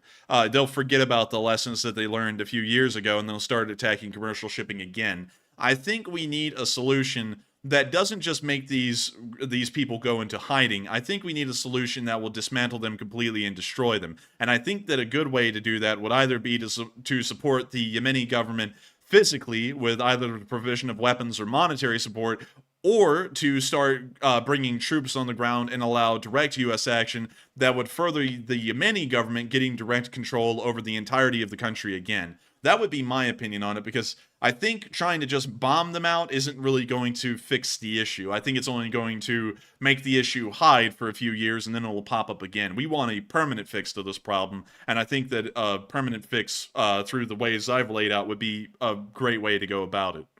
Now, real quick, Enforcer, on that point, I would have to disagree with you just slightly, because I think right now, considering the Israeli war going on, a permanent fix should not be the priority right now. I think a short-term fix, bombing the hell out of them to scare them back into their hiding spots, would probably be better, because we have time to think about it. If it sends them back into their hiding holes, we'll have a few years to think it over and think about a more thorough response to it than simply just bombing them. But in the meantime, we can send them back and cause them to stop attacking ships, which is what we want, because we don't want to get too overextended, or otherwise we're going to be, you know, spread too thin in Israel, Yemen with the Houthis, and everywhere else. That's just my opinion on it. I would say that's an interesting point. I would say, you know, a short-term fix is probably the easiest thing, but I feel like we do enough short-term fixes already, and none of it ever ends up well. We just end up putting enough time and resources into it that it's a waste, and it doesn't really benefit us for the long term. And on top of that, the Yemeni civil war is such a low-intensity war, it wouldn't really even require a lot of our efforts to really quash them. You know, we could just easily give the Yemenis, let's say, like, you know, 20 Abrams tanks, and I think that would be doubling the tank force of the Yemeni government at this point, if I have the numbers correct in my head, but I'll have to go back and make sure to double-check and look at that. But we could easily help them with almost no effort, have a permanent fix to this problem. All it requires is for us to make sure that at the end of this entire affair, the Houthis are completely dismantled as any form of a governance over the area. They're no longer able to operate, and the Yemeni central government has enough control over the nation to be able to quash any potential uprisings when they're happening or about to happen. And I think that, you know, considering how low effort a permanent fix to this problem will be, I think it would be a good route to choose, to just pick that permanent solution option, one that will make sure that Yemen once again enters an era of prosperity and stabilization, and also allows for commercial shipping and U.S. interests in the area to be secure and safe as well, along with everyone else in Europe. I mean, maybe so. That might work. I don't know. If you become president one day, you'll have to give it a shot. But personally, me, I think the short-term solution might be better for now, because, well, I won't go that deep. We don't want to rabbit hole too long on it, but your solution might work. I see the merits in it. we're having we're having like a presidential debate here. But anyways, with that, we are on to the next one. All right. So our last poll says, are the Houthi terrorists, which are Iran proxies, are they trying to provoke the USA into declaring war in the Middle East? It looks like 60% said yes, Iran wants USA at war badly. 20% said no, the Houthis are just acting out. 11% said, probably so, but not desperately. And 8% said unsure. And on this one, I got to say that if I took an educated guess, I would say that Iran probably does not want the USA at war in the Middle East. They're simply trying to poke the bear, and that's what they've been doing for a long time, because Iran would not be in good shape if we decided to actually engage them. And no matter how loud Iran runs their mouth, they're going to end up just like Russia, and we're not even actually fighting Russia right now. We're just simply sending supplies to Ukraine, and we're already crushing the Russians through the proxy of Ukraine. So if we actually went to the Middle East, Iran would not be in good shape, unless they have nukes, which we really don't know at the moment. But Enforcer, what say you? I would say that they most likely. Can you reread that poll really quickly just to make sure I heard it right? It says, are the Houthi terrorists trying to provoke the USA into declaring war in the Middle East? I don't think they are. I have a feeling that they're Iranian handlers that kind of, much like the United States tells the Ukrainians what they can and can't do with our weapons when we give them to them. I have a feeling that Iran is kind of handling the Yemenis with a very tight leash. They really pretty much sign off on everything Yemen, the Houthis do, and don't really give them any leeway like we do with Ukraine, but we still put down a couple of ground rules about how the weapons will be used. I have a feeling that that's probably not happening with Yemen. They're probably telling them exactly what to do, and the Iranians are thinking if we can attack enough commercial shipping by proxy through the Houthis, we can probably get the U.S. into a diplomatic negotiating table and then have concessions made that will be forced onto, the homesteaders up in the other part of the Middle East. That may be what they're trying to go for at the moment, because I have a feeling the Iranians do not want to see a direct conflict of any kind where the United States starts to get actively involved in the Middle East again. Really quickly, I'm trying to think about this. There was an incident, and I'm really trying to think about it. One second. It was like a half a day. Let's see. Let me go pull it up. Was it recent or a long time ago? I'm trying to... Let me go see this. Oh, yeah. Operation Praying Mantis. This is actually a pretty interesting. Did you know, Matthew, that in the middle of 1988, just on a single day, we ended up sinking half of Iran's navy? I actually did not know that. Yeah, this is actually something that happened a little while ago. It was a little wild. It happened before the Gulf War, just a few years before. But due to some rising tensions in the area, it was decided, let's just bomb the hell out of the Iranian Navy, and we ended up sinking 5 of their ships. Most of them were actually pretty decent size. One of them was an entire frigate. And of course, with the Iranians having almost no real ocean-going vessels, this was a massive loss to the Iranian Navy that they never recovered from. But we did this in 8 hours. And it was something that the Iranians probably remember a little bit. Some of those leaders that were in charge back then are still in charge now. And I bet you they're thinking, well, if America gets pissed off enough, they'll just come and sink half the Navy in about 8 hours. Again, and there's nothing we can really do to stop it. So going off of that, I would say they probably don't want us there, because this kind of thing can happen again. And, it's a quote-unquote proportional response. As everyone's saying, in the live chat, it's a quote-unquote proportional response. But it's something we can do. And people are always saying, because we say, why not just start bombing the Iranians directly to teach them a lesson? And their lesson was learned. When the Gulf War came around, sure, they had a couple of Iranian planes flying, but they never left the airspace of Iran and actually entered the Persian Gulf. I think that only happened once during the entirety of the Gulf War, where an Iranian plane started to get fairly close to the U.S. Navy in the Gulf. But once again, those kinds of things do happen when the U.S. gets pissed. And if we get pissed... Do you think that right now, if the USA was not unsure if Iran actually had nukes or not, do you think we'd go back and teach them a lesson right now if we decided to do that? Or would we hesitate? I don't know. The situation has changed a little bit, because back then when we did that in 1988, it was very clear to us the Soviet Union, which was the big backer of the Islamic Republic of Iran, was starting to fall apart even at that point. So we weren't really that scared in reacting, and the Chinese were in no position at that time in history to do anything to respond to us. It's different now because the Chinese are starting to get directly involved in trying to get economic relations with Iran. So if we try to do something like that to them again, even if they didn't have nuclear weapons, there's now a fear that the Chinese are a bit of a stronger power, especially than the Soviets were when we conducted Operation Praying Mantis, and they may actually have some kind of a response, a trade war or sanctions war or something like that they may put onto us that will end up backfiring in our face really quickly. And that's kind of the fear right now that I think is stopping the U.S. from acting like we did in the late 80s against them. But getting back into Yemen, I think... I don't like that rabbit hole was so deep I forgot what the poll prompt even was. Can you reread that to me one more time to make sure I'm keeping this on track? The poll prompt was something along the lines of, do you think that Iran wants to drag the USA into the Middle East to start a war? So I don't think they do. I think they're trying to get us to the negotiating table, and this is their best way to do it. But I think at this point, we should be working towards destroying the Iranians' ability to get us into the negotiating table. I think we should try and make sure to support the Yemenis to crush the Houthis. I think we should also try and make sure that the homesteaders are able to knock out the partygoers on all sides of the picket fence up there in that area, as y'all can see right here. There are the partygoers, there they are right there. And then here are, well, actually, these are the homesteaders right here. Those are the homesteaders. And these are our little partygoers right here and right up here on this picket fence where the homesteaders are.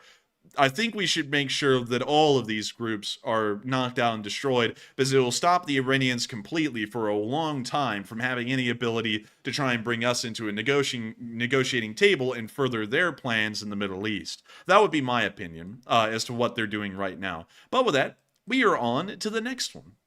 All right, so that was our last poll, so we're moving into 3 live chat questions. But first up, our first question is actually going to be the Morse code decoders of the stream. Tonight, it was Cliff Simonson, Mark Hodges, Earl Bernew, Paul Schultz, Kevin J., Rumpelstiltskin, and Toxic Bananas. The whole slew of them. They said, hello, LSAers. Tonight's Morse code cipher is, America might get very angry, but we will have to see. Long live the LSA. And that's the sound of money. That's the sound of money. And y'all got that thing dead on the nail. That is the message of the night. I got to congratulate y'all. Y'all have gotten it correct for 648 days. And if we got to get it correct for another 648 days, I know we're ready with y'all here with us. And so with that, I hope that does address that well. Thank y'all for deciphering that Morse code message. And we are on to the second question of this segment before we get back into the news. And also, if you have a question for us, please feel free to put it in the live chat. Tag @EnforcerMatt and put your question behind it, and I'll add it to the spreadsheet. Currently, I only have 9, so I need some more, because we'll need some more for the end of the stream. But with that being said, we're jumping on to our second one, which goes to Dale Alaticus, who says, did the USN sink half the Iranian Navy yes, we did answer that question. Actually, Dale, that is perfect timing on that one, by the way. I hope the Enforcer covered that in depth good enough. So we'll move on to a different one, which goes to Acid Brush, who says, with the news today on attack for our U.S. warship, what will the USA respond with? If nothing, then what will happen on our soil?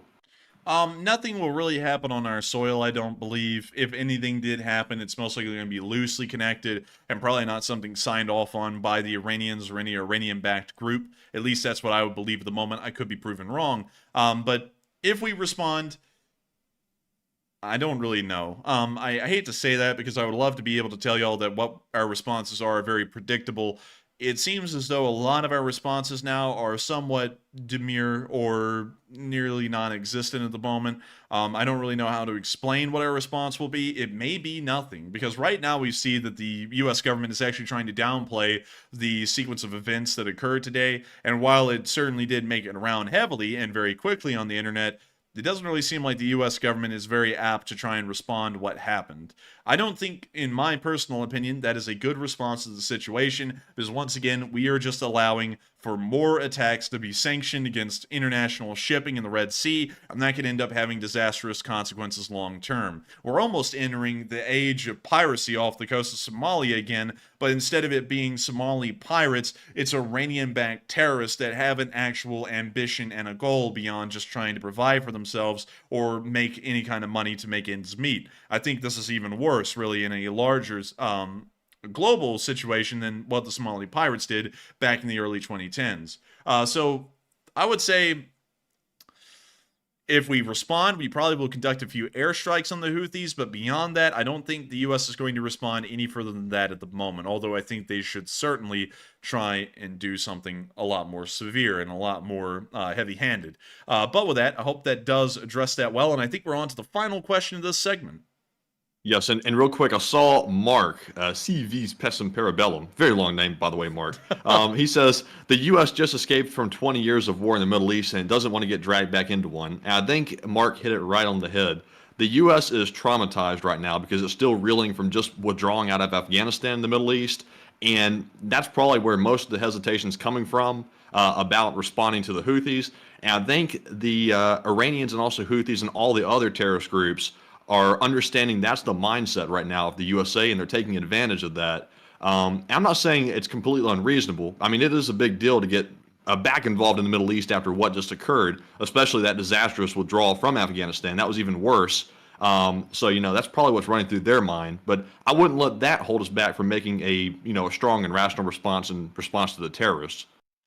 I would say so, but one thing that I find quite interesting is that I was able to really quickly grab a timeline of all of U.S. history and all of the wars we've been involved in laid out side by side, all the way from the beginning of the nation's history to now. And you can see that for the most part, there were very few times, almost non-existent times in U.S. history where there were no wars. And oh my God, Jordan Dang, Koch, you see that? coming in with a $500 donation.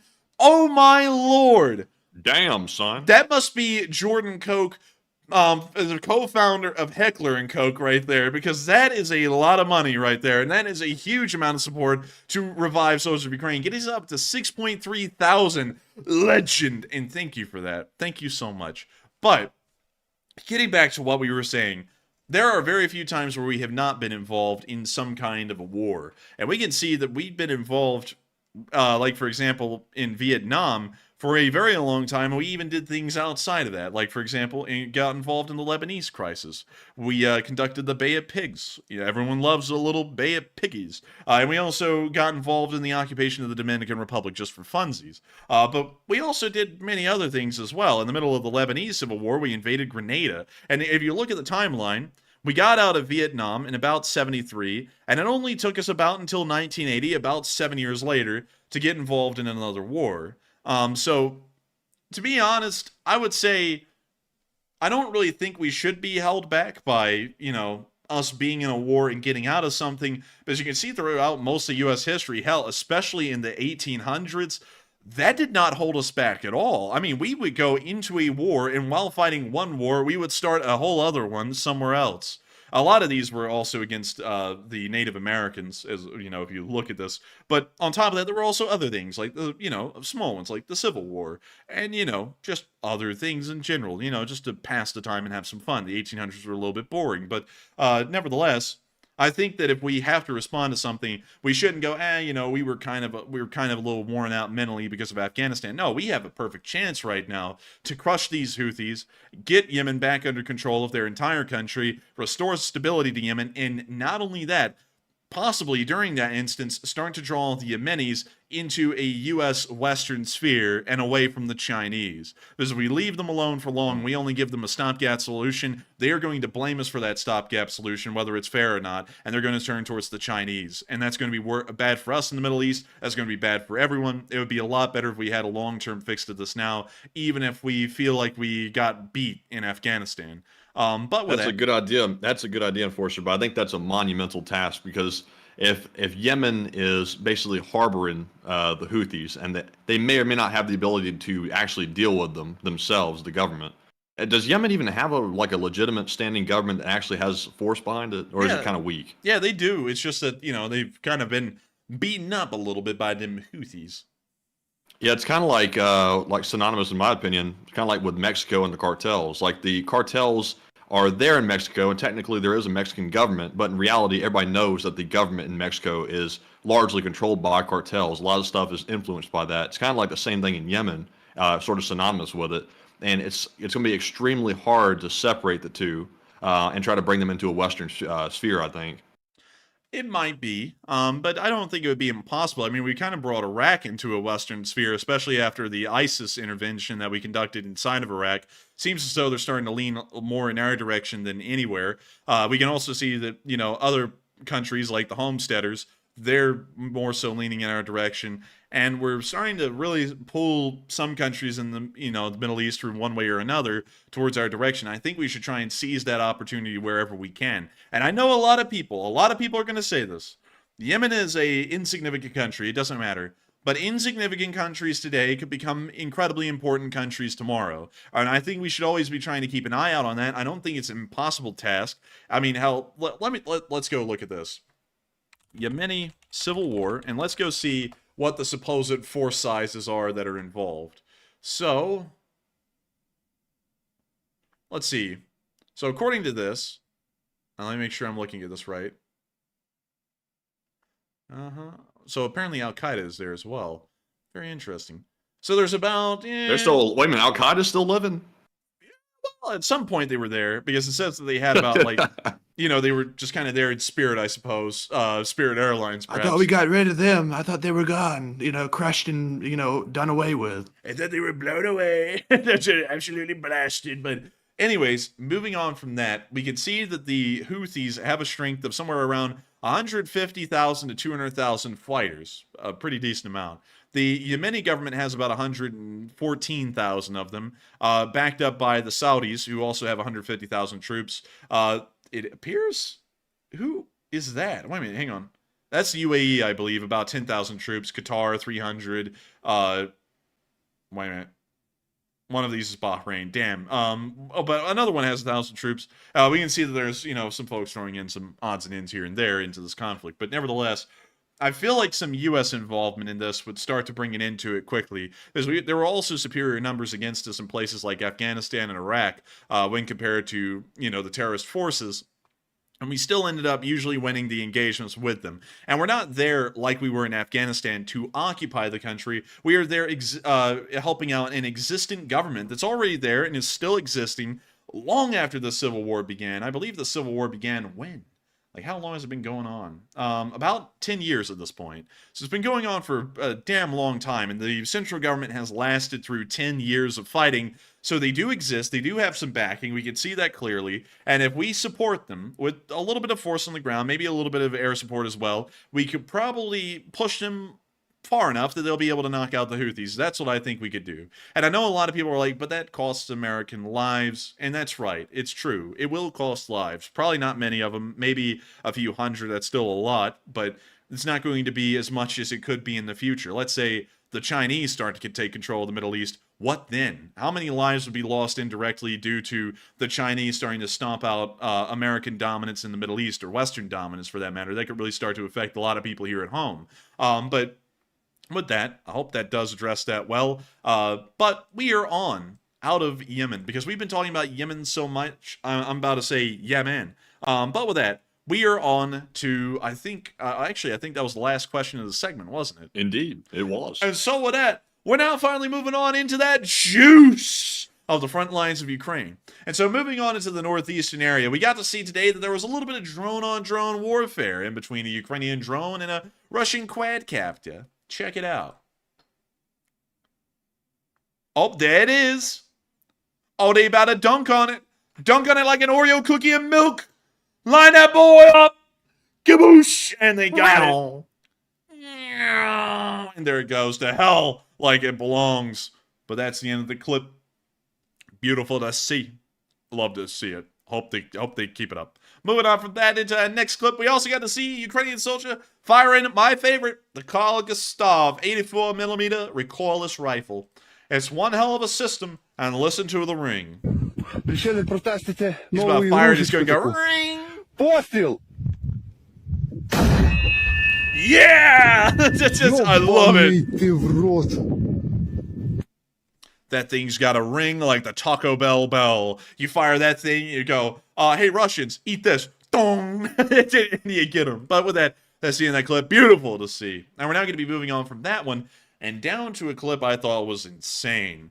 One thing I didn't think about, and it just hit me when I saw this clip today, is that when the ground solidifies, yes, it's good for armored operations, but it's not good for the artillery. Observe. He's about to fire. Oh my lord. Dude, that thing went flying. Look at it. Look at it, Matthew. Look at it again. Damn. They couldn't. Can you imagine getting your ankle caught up under that, like a spade, like a shovel thing behind it? That would be some tough business. Man, dude, if you did that, you would need help from Revived Soldiers of Ukraine. I'm not going to lie. You're losing You need that some leg. reviving. Man, you're going to need some reviving and some legs, because that thing is going to cut them off. But one thing that never hit me until I saw this clip is that when the ground solidifies, they can actually plant the artillery pieces supporting plows that we're seeing here into the soil, which is what manages a lot of the recoil and stops the gun from flying around like it is right here. But now that the ground is solidified into permafrost nearly, they can't do that. So when they fire an artillery piece, this thing just goes flying like it did right here in this clip.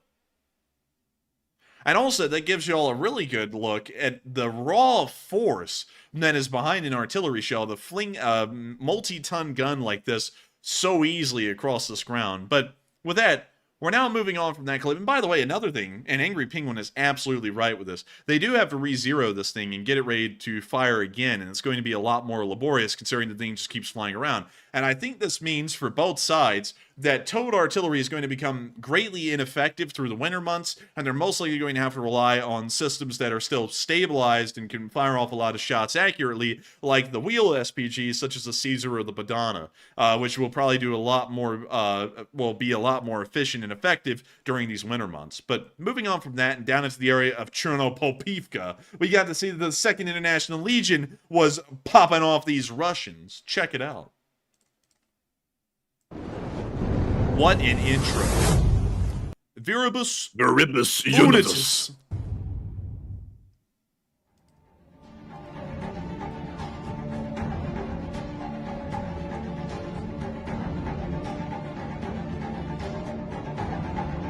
That sounds like music. We're going to mute that. But, oh, that Russian got hit. Hit like a stepfather hitting his stepchild. Goodness gracious. Hitting it hard. And he's looking around like, where did that come from? Or more so, my famous Russian line, "Oetakta." And yes, indeed, my little Russian, "Oetakta." And look at him go. Let him cook. Oh, he's about to be cooking. Oh, someone give me that Ratatouille music. Aye. And he left hungry for more. Anyone can cook. No, they can't. Have you seen a Russian? They can't cook. Man, have you seen me? I burn everything. But moving on from that and into the Russians will cook, but they can't cook, if you know what I mean. Man, billions must cook. But moving on from that and into our next clip near Kremenna, we also got to see the Russian forces getting hit here as well, in the muddy mud of the area. And look at that muddy mud. That truck is stuck in muddy mud. And this drone's about to knock it out because of the Russians' hubris of the mud. And here it comes, right into the front hood. Right on the literal, pretty much what looked like a bullseye target that they had painted onto the front of this thing. I don't know what that mark stands for either, but we can see them hit, and they knock it out. Beautiful. Beautiful. Makes me want to cry. But moving on from that and into our next clip, we also get to see some Ukrainian operations around the Kremenna direction. We're not going to play this whole clip because it's 14 minutes long, but there are a lot of friends around us now. We placed it right up front. You can see friends that the hits were close by. They are carrying out some kind of offensive actions, or maybe our infantry is advancing. Cannon, shot. And when you see them fire, cannon, shot. That's an interesting command. I like that one. Well, I've already used up 3 notebooks. Man, that's law school for real. Have I earned a chevron? No, a shell. Dobrik alive. Dobrik? The freaking Russians, they want you to think they're winning the war, but that's only what the Russian media wants to tell you. We're not winning. They're not winning the war. We're winning the war. I'm telling you what, they're turning the freaking Russians dead. But anyways, friends, another day, another job. I'm heading to the firing position with the soldiers of the 77th Brigade. The guys are working with the American howitzer M119. I will spend several days with the soldiers. I will show their daily life, work, communication, and directly how our heroes destroy the occupiers.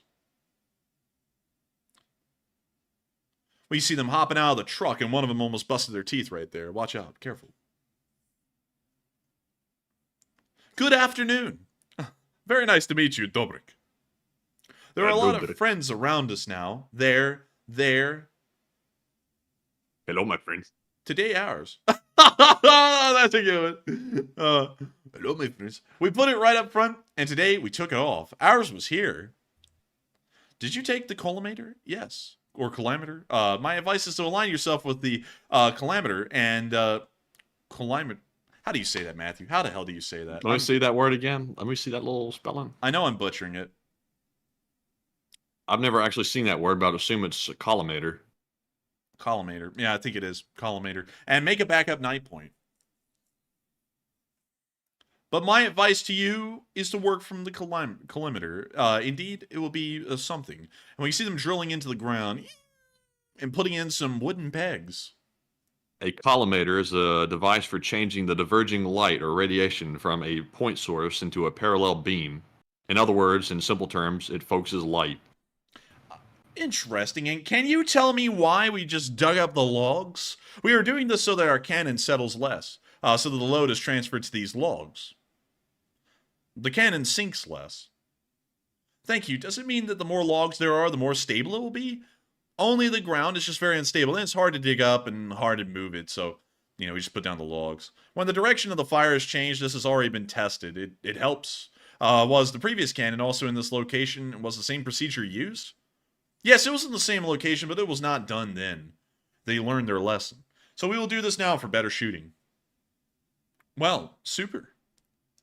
Groovy. Faith! The call sign of the howitzer.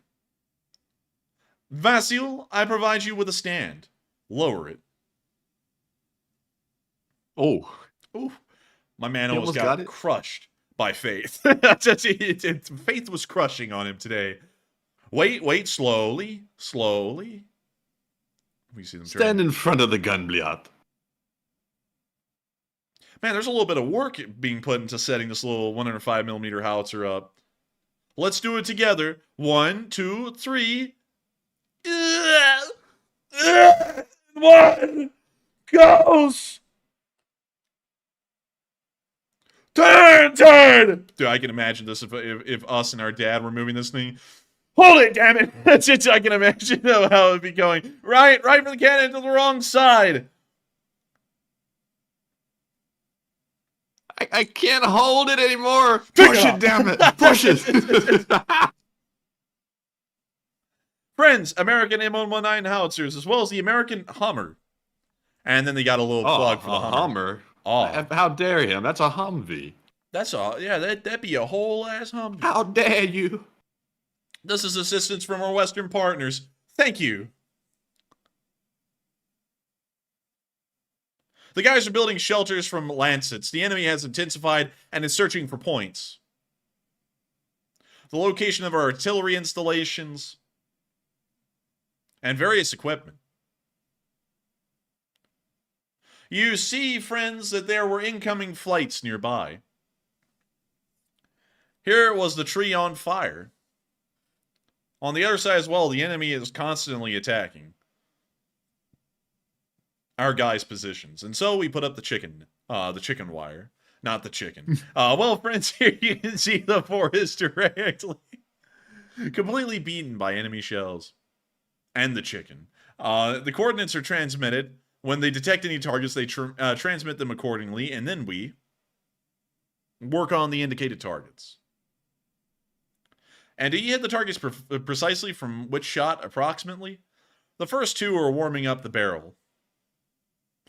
That's range tactics, to determine the temperature of the charge. On the third, when it works systematically, and then accordingly, it's the first time. Let's go to the shelter for now, wait for the command. Got it, plus. Dude, that's like Disney plus, got it, plus. But friends, the work is underway, let's run to the firing position. We see them running a lot like I run. We see them setting up the gun. Do we know what the target is? At the moment, it's unknown. Dude, that's a law school exactly. Do we know what the exam is? Right now, we don't know. Oh, okay. It depends. Now we see them gently loading the shell. Did you notice all those Bakelite mags that he's got on him? What? On God? Wait a minute, Bakelites? Oh! Oh, that's hundreds of dollars right there. Look at that. Class! I love it. Thank you for pointing that out. I didn't even see them, but those are good condition, too. Those would fetch like $100-something bucks over here in America. The guy's kidded. Thunk. And the gun is ready to go. Cannon, fire! And when you see it fire... That guy turned around and looked at the commander like his brains just got knocked out of his head. Dude, he turned around and he's like, is that good? Is it supposed to do that? So now we can adjust the third shot more precisely, and it'll be as accurate as possible. by the given targets and coordinates. And there goes the next shell. The smell is somehow primitive. There are a lot of different smells. The main thing is for the Russian to die from them, and everything else is secondary. This is 100%. Today, you are reducing the population of Russians in Ukrainian forests. Everything is not simple. They came not to their land, and we are here not just like that. Cannon, shot, and they fire. Cannon, shot.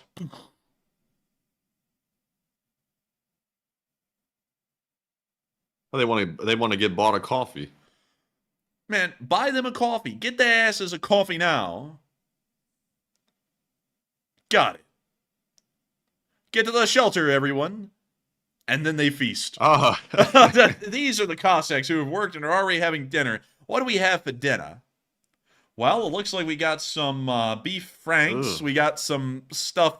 Buckwheat What is porridge. that stuff? Buckwheat porridge, my boy. And radish. That stuff in the can, I gotta admit, that's one of the most repulsive things I think I've seen on the front line so far. Ola, be ready there. As I understood, the infantry has become more active, hasn't it? Yes. Are you working on the front line of the enemy, or how's it in general? Yes. That's a very good answer. Very good answer. He's like, so are they working on the front lines, or are they more so working in the rear lines? He's just like, yeah. And it's like, oh, thank you. Fire for yeah. They seem to be conducting some offensive actions, or maybe we don't know about each case. But you were always ready. And only upon command, the personnel is activated and starts working. Yes. Super. 68, Roger. Over. No, 69. Over. Nice. We can see them getting the shells ready for the day.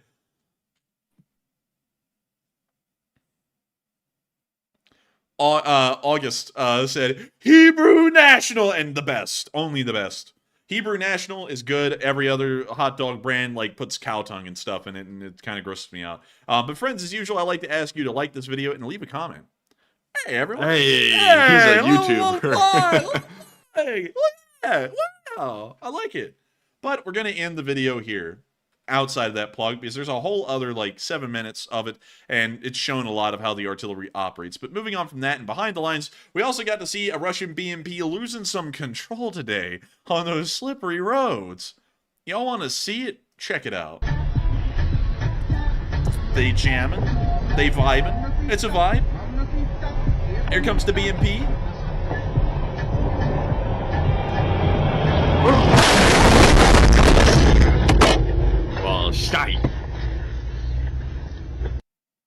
I gotta be honest with you, I knew that was coming, and it still scared me. But with that, y'all can see Russians still doing stupid stuff. We don't know the fate of the driver of that car, but still Russian stupidity at its finest, being a criminal danger to everyone around them. But moving on from that and down into the area of Bakhmut, we also got to see that a drone was scaring some Russians today, and scared them well. Oh, look, we got spinning monkeys. But anyways, we can see the drone flying over. We can see one Russian's kind of scooting around down there. We can see a group of them. And now we can see the Russians are getting scared. They're going, oh, bleh, and they're running around, trying to spread out a little, but not a lot. They're spreading out just to give it effort, but not enough to actually help. And we can see one of them, he's fallen over. When you see the other guy went right into the middle of this dark crater in the ground, making sure to highlight his presence. And it looks like the drone operator's picking him to be next. He said, tag, you're it. And he's like, oh, no. And then they blew up, but he's fine. He's just chilling. Kind of scared, but chilling. And he's got an interesting little walk there. But that's the end of the clip. Moving on from that one and on into our next one, we also got to see some more Russian soldiers messing around in the area of Bakhmut. And it appears they were messing around in an interesting way. Check it out.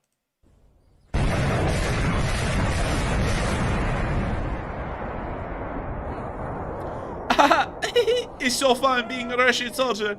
Ruski soldat, блин. This is what my contract was for. I might not be getting paid, but the swing is real. And then, I think y'all can see it coming. Oh, here it comes.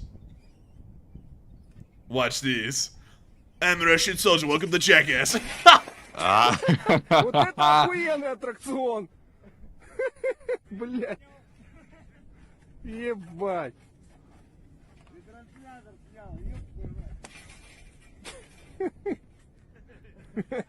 Man, your Russian soldier is so fat that when he got on the swing set, he ripped it out of the ground. Было прикольно.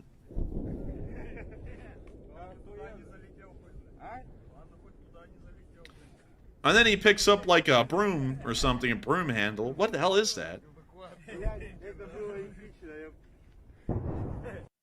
But that's the end of the clip. Столично. Stand up, drink. Sit down, drink. Go to sleep, drink. But anyways, moving on from that and into our next clip, we also saw that the SBU was able to find today the Russians whipping out the Maxim and using it in an actual frontline position. I'm not even kidding. It's not a rear line position. This is a frontline position, and the Russians are so stretched for machine guns, they're whipping out Maxims.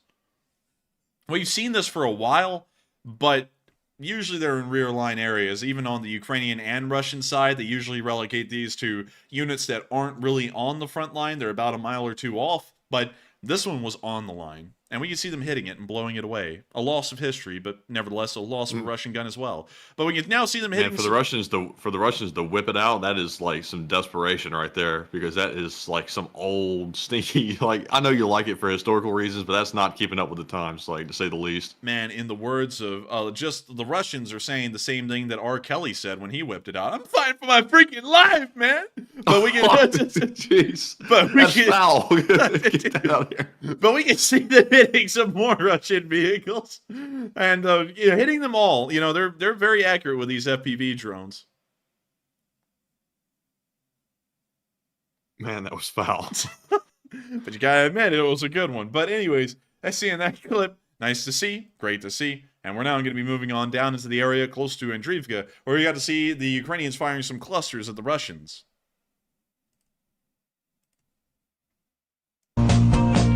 Music, of course. Ooh, that's bright. You know what's even brighter? The Russians' future. Watch. Oh my goodness. Call them paprika because they just got salted and peppered. Oh, and it happened again.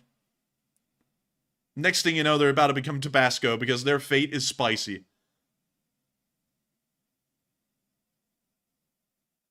Oh, and they're getting really good with the cluster bombs. I mean, they're very accurate with them. I remember the Ukrainians were like dying to get their hands on cluster bombs, and now they have so many of them, it seems like we're seeing them in literally every other video. Dude, Zelenskyy said, "Give us cluster bomb." And we said, "For rare use? Yes." Actually uses them all the time like a boss. Yes, like a boss. Like a boss. Anywhere there's not civilians, they're like, cluster bomb it. And it's like, fair enough. I mean, they're getting them. But moving on from that and into the area of Stepove, which sounds kind of like a step, like a step something in your family. A step Ove. I don't know who the hell in your family's called Ove, but near Stepove, we got to see the Bradley firing on the Russians like they were beating up on their Stepove. And so here's the clip. And we got the wrap, we got the trap, and we got the periscope view. And we got the gunner's view too. Rip 'em! Oh, we got the night vision too. Wait, is that can't be night vision because it's broad daylight out there.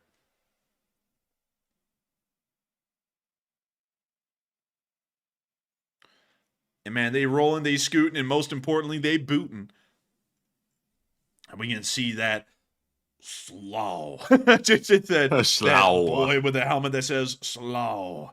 Man, forced to kill, want to slaw. But anyways, moving on from that, a little bit of news, and on into our next bit, a little bit further behind the lines. We also got to see that the Ukrainians were able to capture some Russian prisoners today near Avdiivka. One of them was from Dagestan, another one was from Nepal.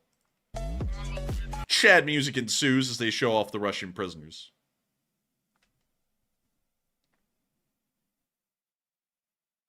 Those kids in the hard bass, they won't turn it down. They're always listening to loud drum and bass. But we can see them talking to the captured, getting some info from them.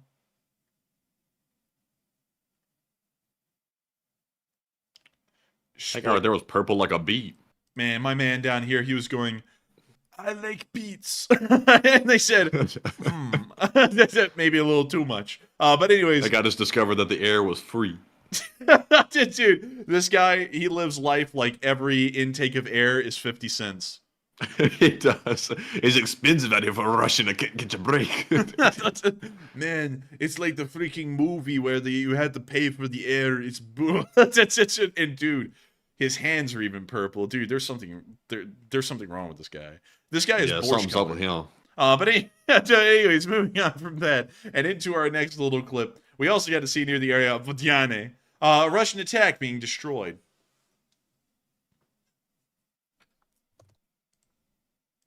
Here they come.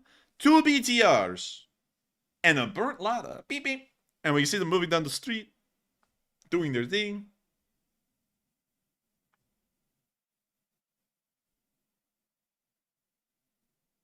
And da-da boof. We can see them getting hit one time. And we see they're speeding up a little bit. Hit it, driver. We have to get killed quicker. So we can see them still flooring it. They're going for it. But then they come to a dead stop because they wanted to make it easier. And then they get hit right when they came to a stop. And then they decide, you know what? Both of the BTRs have been hit. Let's keep going. And so the first one that is now just a smoking heap, it just keeps rolling. The second vehicle keeps on going, although it has also been hit.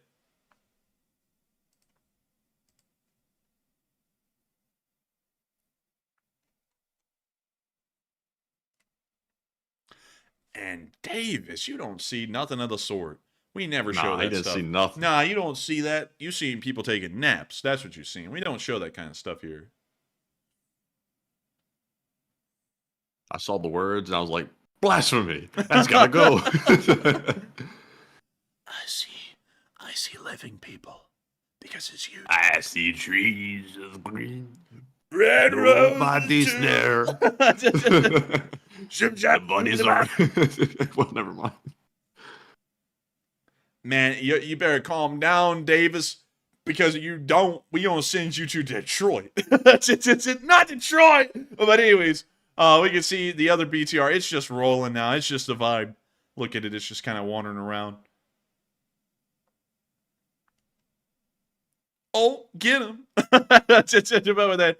Ooh, kill him. Ooh, kill him. But anyways, moving on from Avdiivka and on down into the area of the southern front, because we didn't get any news from Marinka today. We did hear, though, about this massive partisan attack that apparently happened in Melitopol today. We heard that there was apparently some pretty big events that came out of it, an unexpected and successful attack, but we didn't really hear a lot more about it, rather than it was a refueling station that got hit. Still sounds successful, and it's good news. But moving on to some news that we can confirm, we did get to see that the Russians got clustered at night somewhere around Verbove.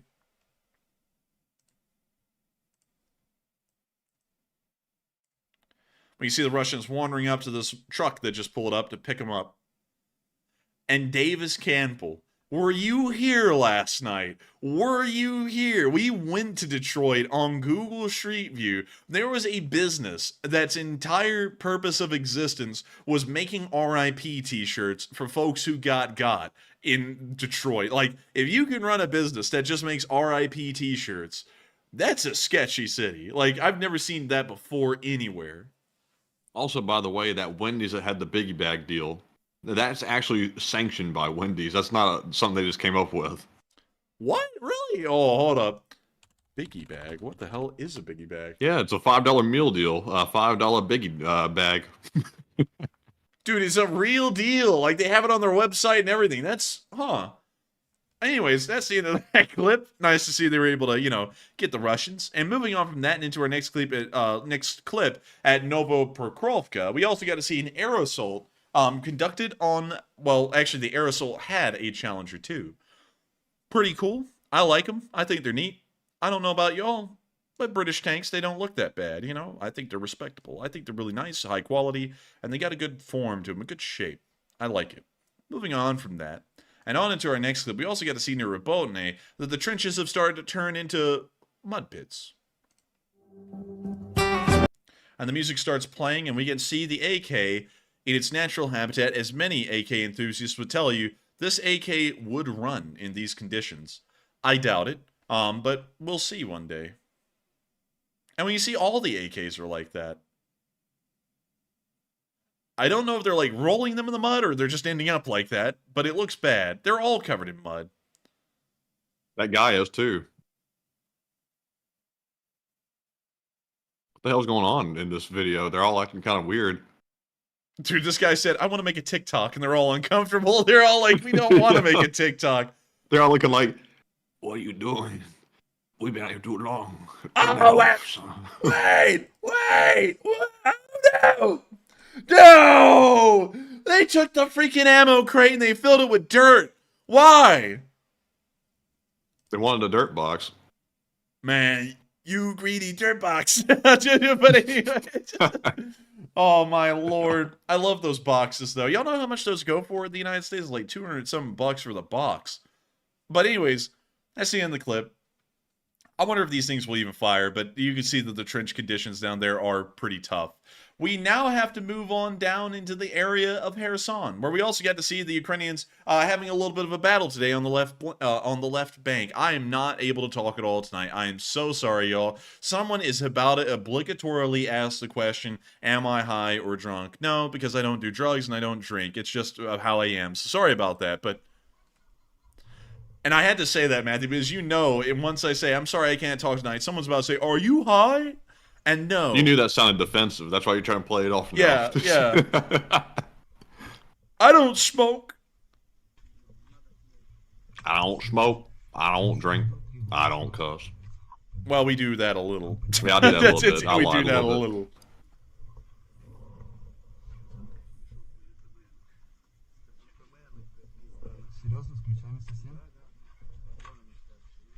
Tom Exman said, too much coffee? Yeah, that's it. It is it. And I got way too much of it, and so now I'm wired, and I'm so wired I really can't even talk too much.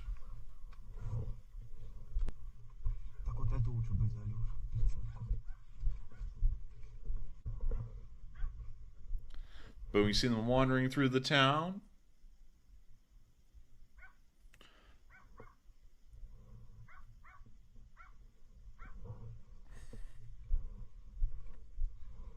Disdained Rogue said the Constitution is printed on hemp paper. You're right, and we better be careful because, you know, some of those, you know, like weed supporters, they might get their hands on that thing and roll it into a blunt and smoke it or something. You never know. But we can see a firefight beginning. And the music starts. The smooth jazz begins.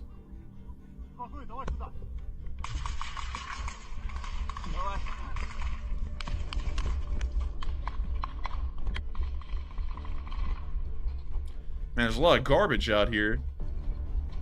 And the music's getting louder. It's freaking me out. But we see them moving away from the area a little bit further back. We can see another Ukrainian soldier back here with a boat. It's just like a small rowboat. Are they really about to get in that and sail off? Man, I don't know, man. They're going to be rowing their boat down the stream, literally, like no joke. We can see this guy firing wildly into the distance as the remainder of the spraying and praying. And I think they're actually going to take that thing across. Dang, that's kind of wild. All four of those guys going to fit in that little dinghy right there? Actually, it looks like they're kind of just dragging it across with a supply... Well, with a wounded soldier possibly inside. Oh. No, actually, he's not wounded. They just threw one guy in and then dragged him across. So, I don't know what's going on. Never let them know your next move. The number one rule of war is never let them know what you're about to do next.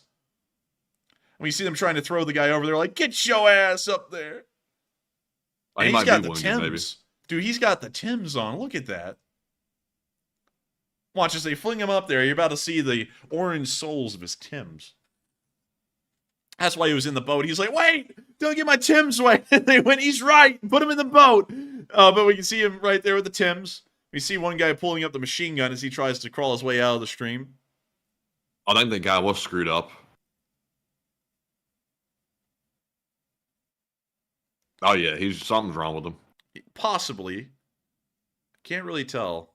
Well, now he's just walking Well, away normally. What the I'm hell? so confused. I don't know. Oh, wait a minute. He fell again. Oh no, something's up. Yeah, he might Left be leg. wounded.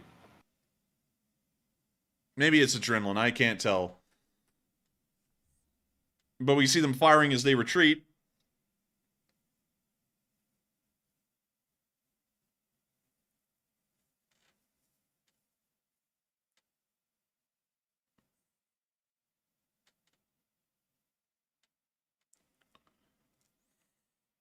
We now see them wandering off and away from the firefight that they just had with the Russians.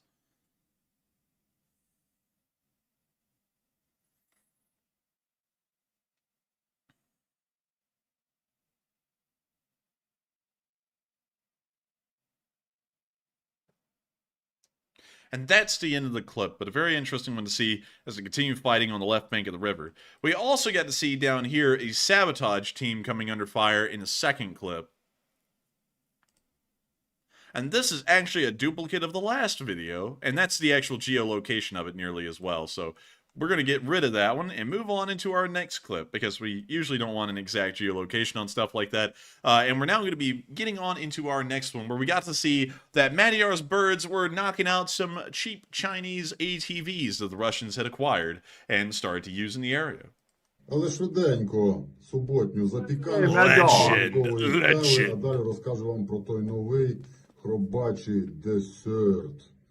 Полетів цукерок. Пада-бум! Beautiful! Ото гепнуло. Але треба зрозуміти, що то було. Так, ми справді заморочуємося аналітикою та аналізом, щоб знати, що там у хробаків новенького. Ціле гніздо вилупків 21 листопада зібралось для урочистої передачі нових сюдоходів армії. Дивіться, тут і Герасим... He's got the car antenna out and he's criticizing a news article. This is new. This is new. І Шойгу, і навіть Херло Пуйлове. Wait a minute. Pause the video for a second. Go back into the close-up of that picture that they did on that screen. What the hell is that dude on the left standing like? Shaggy off of Scooby-Doo or something? Like, what the hell is that pose? Like, Zoink Scoop, I've got no form. Raggy, bad posture. That dude's face is like drugged like straight down. It's like, could your face get any droopier and like your shoulders lower than that? This is what a human would look like under the gravitational force of Jupiter. Slouched shoulders, long face. Dude, when he walks into a pub or wherever the hell they drink in Russia, like on the streets, they say, "Why the long face?" Is that Gerasimov? Yeah, that's Gerasimov. Damn, his career must be coming to an end or something. He's never looked quite like that. Jeez, it must be over for him. Dude, Shoigu looks like he's trying to get his balls unstuck in this picture. Yeah. You know, like, look at it. You know, it's like the perfect leg spacing for that kind of a thing, you know? And what's Putin doing?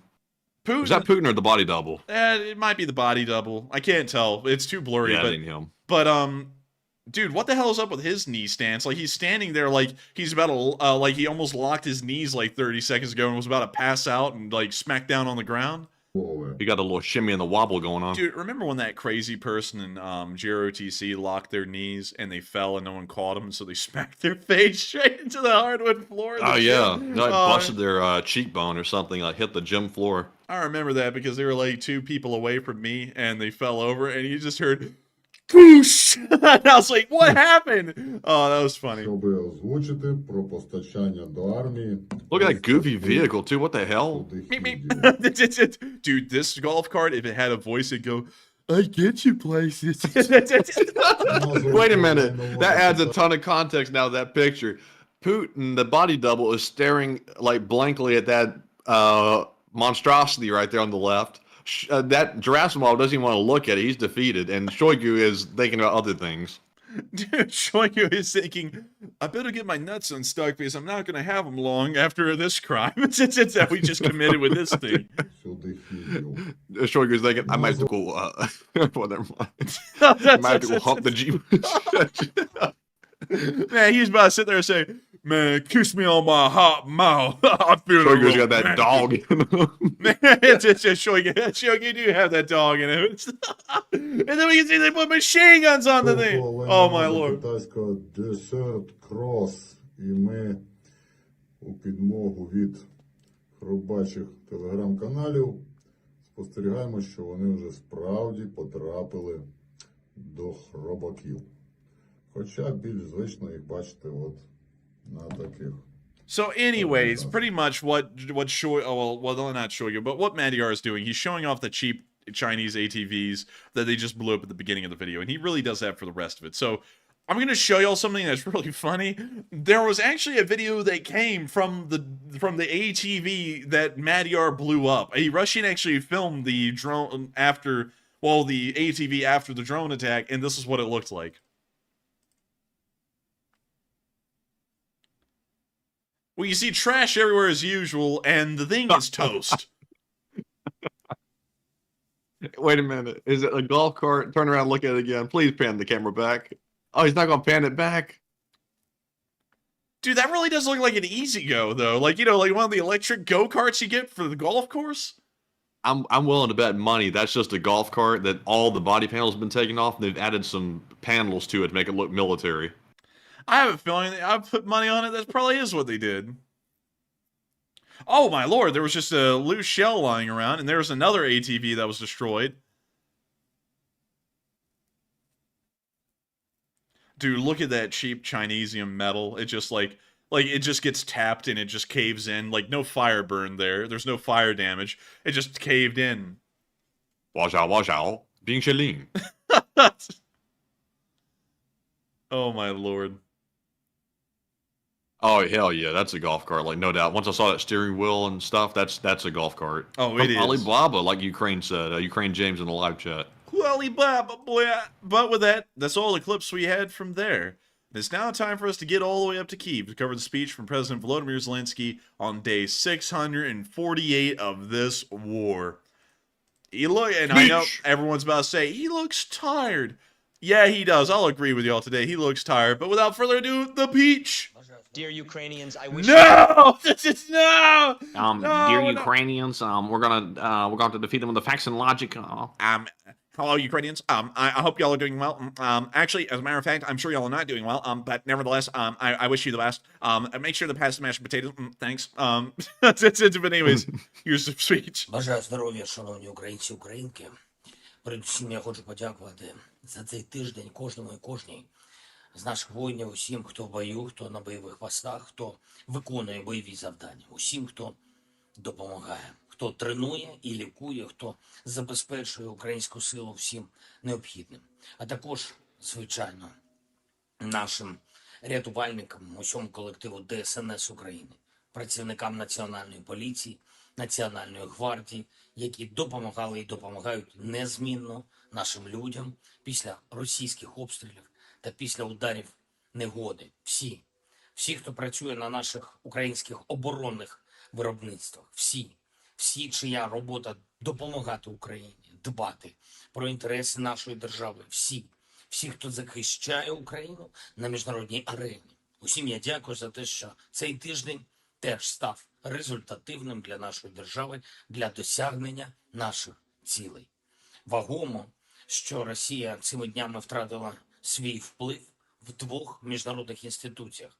Це Організація по забороні хімічної зброї та Міжнародна морська організація, одна з ключових у світі, що опікується безпекою. Справді, терористам там не місце і більше в керівних органах російських представників не буде. Цілком справедливо.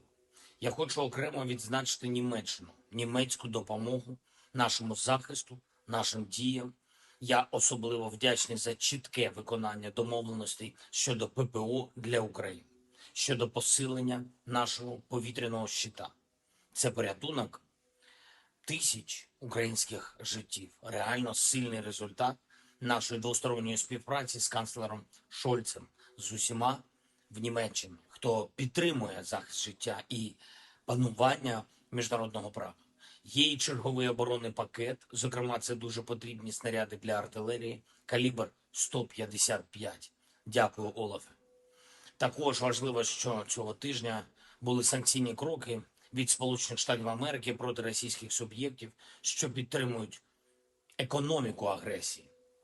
Це й ті, хто допомагає порушувати цінову стелю на російську нафту, і ті, хто в іранських структурах працює на дестабілізацію. Це надзвичайно корисно для наближення справедливого миру, щоб кожен тиждень приносив санкційні новини, щоб санкціям додавалася ефективності. Ну і, звичайно, наша особиста вдячність тим, хто найбільше проявив себе в боях заради України, заради незалежності. Солдат Тарас Давидюк, розвідник, 130-й окремий розвідбат. Я дякую тобі, Тарасе, за сміливість, справжнє лідерство в бою. Солдат Олександр Котурбас, наша славетна 55-та окрема артилерійська бригада. Дякую за стійкість, влучність та знищення окупантів. Солдат Андрій Григор'єв та старший солдат Віталій Красовський, обидва із 47-ї окремої механізованої бригади. Неодноразово відбивали штурми противника, проводили евакуацію поранених з поля бою, знищують піхоту противника. Хлопці воюють на Бредлі, до речі. Дякую вам за силу.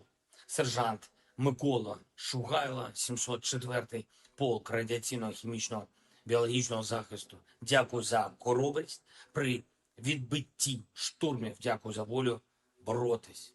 І ще двоє воїнів 93-ї окремої механізованої бригади Холодний Яр. Солдат Андрій Яцковець та молодший сержант Олександр Гаков. Дякую вам, хлопці, за рішучість у наших українських штурмових діях. Усі, хто дає Україні результат, усі, хто знайшов своє місце в загальнодержавній справі, усі, хто допомагає, дбає про Україну, усім слава, усім вдячність, усім шана. Це важливо, щоб кожен залишався відданим загальній справі. Це важливо, щоб кожен тиждень можна було сказати, я додав щось своє спільному захисту. І це важливо, щоб дії, конкретні дії мільйонів українців, українок кожного дня, кожного тижня ще більше зміцнювали українську силу. Разом все здолаємо. І, будь ласка, не забувайте зважати на сигнали повітряної тривоги. Особливо цими днями. Особливо. Не варто легковажити. Слава Україні! And Slava, baby! And we are done with Zelensky's speech for the night. Absolutely beautiful and great to see. The Zelensky's speech was great. And of course, we are going to be getting on into the second part of the stream. It's a good pod, I believe me. And some people are saying this is old news. Well, guess what, pal? You know it's not old news. I was having to use the restroom. Sometimes we have to do that because the show's like, it's been going on for 2 hours and 17 minutes. And, and holding you, holding your piss for that long, it can get Whoa, pretty Jack, I'm not gonna whoa! lie. Sometimes you gotta go and do your business, you know what I mean? And that's what it's supposed to be for. That's what the speech is for. So we can have a break. But anyways, we have to get on into that good stuff, that good stuff. We have to get to talk to all of y'all and also recognize everyone who's made this fundraiser what it is tonight. Tonight, so far, we've been able to raise a whopping $6.6 thousand nearly for revived soldiers of Ukraine. We're helping to save lives over there. And I'm not even kidding. That's smashing. It's smashing. And less, more smashing than what Shoigu was about to do to that Chinese ATV in that picture. But Oh, yeah. oh, yeah. But with that, Matthew, who we have to thank for this fundraiser getting the way it is? All right, so our top donors, since the last segment, we have a $500 donation from Jordan Cook that we called off earlier, but had to call it off yet again. Huge shout out to Jordan for throwing in that massive support for our charity of the night. Also, huge shout out to Hal Rose, who put in a $333 donation. And thank you, Hal, very much as well for always supporting the fundraisers. We also have 100 from Harvey the drummer, as well as a 50 from M288. And that is all of the top donors since the last segment. So once again, big shout out to all 4 of you, and also a big shout out to everyone else as well, who we were unable to call off because there were simply so many donations rolling in. They all add up to reach $6,552. So huge shout out to you all, and thank you once again. And I gotta say, It's been absolutely wonderful to see how this fundraiser went tonight. Of course, it's absolutely incredible to know that the Lee Spring Army, person to person, group to group, army to army, was able to raise nearly $7,000 in support of Ukraine. The top 1% of all the support that goes to Ukraine from YouTube comes from, well, actually, half of the YouTube support that goes to Ukraine comes from the 1% of the people here in the Lee Spring Army. And I thank you all so much once again for making sure that this channel is not only able to keep running, but is able to keep showing what real Ukrainian supporters are. And so thank you all once again for making sure to support this fundraiser tonight and keeping this thing running. And with that, we're on to the next one. All right, so now we're moving into our polls, the last ones of the night. And the first one says, NATO chief says to prepare for quote-unquote bad news out of Ukraine in the coming months. And what are your thoughts? 48% said he's just managing expectations. 27% said the Ukraine offensive has stalled. 14% said unsure. And 10% said Ukraine has begun losing ground, question mark. And one thing I'm pretty confident about is Ukraine has not begun losing ground. If anything, at the worst case scenario, it is a stalemate. And I think that would be a fair statement to say. It seems like Ukrainian generals, or at least the one very popular one, seems to think it is a stalemate. And for me personally, I don't think that's a shocker. The Ukrainians are going up against some very heavily fortified Russian trenches and positions. And even though the Russians are incompetent, that is still a monumental task to overcome that. So to me, the Ukrainians are doing the best they can. And as long as they're holding the Russians back, they will eventually wear them down and push them out. It just takes some more time, which the people in the West seem to be losing patience with Ukraine. But here in the LSA, we understand what's really happening. So, Enforcer, what say you? I would have to be honest with you. I think that people are a little too impatient over here. I think that people need to have some real expectations. It's going to be a long war. And we need to understand that. We need to make sure that Ukraine continues to be supported. Now, I think that guy making the statement that he made, I think that it wasn't wise. Because he's going to get people freaked out, and it's going to be used as ammunition to not support Ukraine. But nevertheless, I agree with you. For some reason, Stoltenberg, I'm not really fond of Stoltenberg. I mean, he hasn't done anything necessarily bad, or anything I could necessarily say that this was something horrible he did. But for some reason, Stoltenberg does not come off as a very, I don't know how to describe it. Something is not quite right. But I'm not a fan of Stoltenberg. And maybe so. He makes statements sometimes that you're like, why would you make a statement like that? Especially since you've supported Ukraine for this long. It's like, even if you think there's bad news coming out, I personally wouldn't make that statement. I wouldn't either. And it doesn't really help out Ukrainian support a lot, because people are going to start saying, why in the world are we going to support a country that is clearly going to lose with that kind of a statement? It doesn't make a lot of sense to me. But anyways, with that, I hope that does address that well, at least in my opinion. And with that, we're on to the next one. All right, and the next poll says, there are unconfirmed rumors that Ukrainian General Zelenskyy might be removed from command, and what are your thoughts?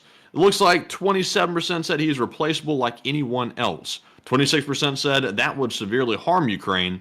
25% said unsure, and 23% said, it sounds extremely unlikely. And on this one, obviously they're unconfirmed rumors, so it could be false, it could be true, but I've been seeing a lot of stories floating around from not pro-Russian sources. I want to make that clear. These are from Ukrainian-leaning sources suggesting that Zelenskyy might be being considered for dismissal from his position. Obviously, take that with a grain of salt. We don't have any concrete sources on it. But if that were to happen hypothetically, I think that would severely hurt Ukraine, because the guy hasn't done anything necessarily bad, in the whole scheme of the war. He's done a great job. He's been a great strategist. He's carried out a lot of good frontline battles. And to remove him would look very political, which would not be good. But Enforcer, what say you? I would say it doesn't sound like a smart move. I don't think it's something that they should be doing, because really all he said is something that Zelenskyy disagrees with, and it doesn't really look good to remove someone just because you disagree with a statement they made. But that's my opinion about it. I hope that does address that well. And also, Matthew, before we get on to the next one, I gotta say, someone in the live chat said, what city are we getting a tour of tonight? And that's a good question. And it really entirely depends on where y'all live. So, tell us where you live, not your house or anything. Just tell us like the city you live in. And we might take a look at it a little bit later. But with that, hope that does address that well. And we are on to the next one.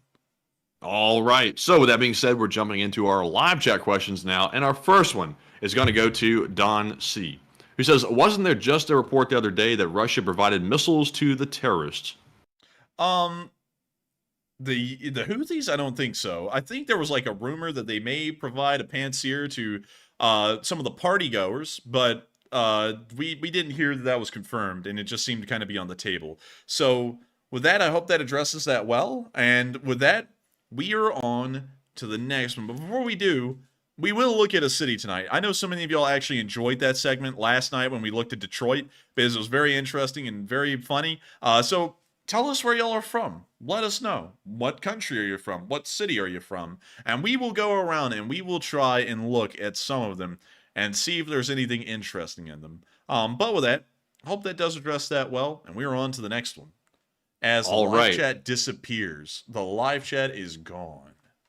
So what happened just now is a Q&A just popped up. And the question is, what city should we tour on Google Maps? And you can put it in right there, and we'll take a look and see what most of y'all said. I'm going to hit some hearts on that one. I kind of like that. There we go.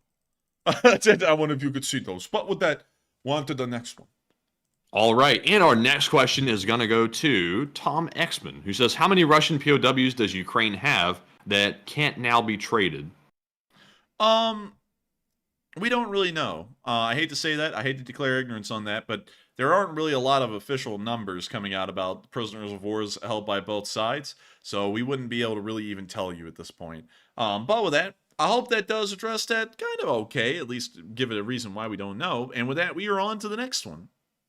And also, by the way, I just figured this out because I've never used the Q&A function before. If you want to tell us what city we should tour on Google Maps, click the thing at the top like a poll and press ask something, and then type it in that box and send it. And it actually it puts it in a nice clean spreadsheet over here on the right corner, which is really convenient.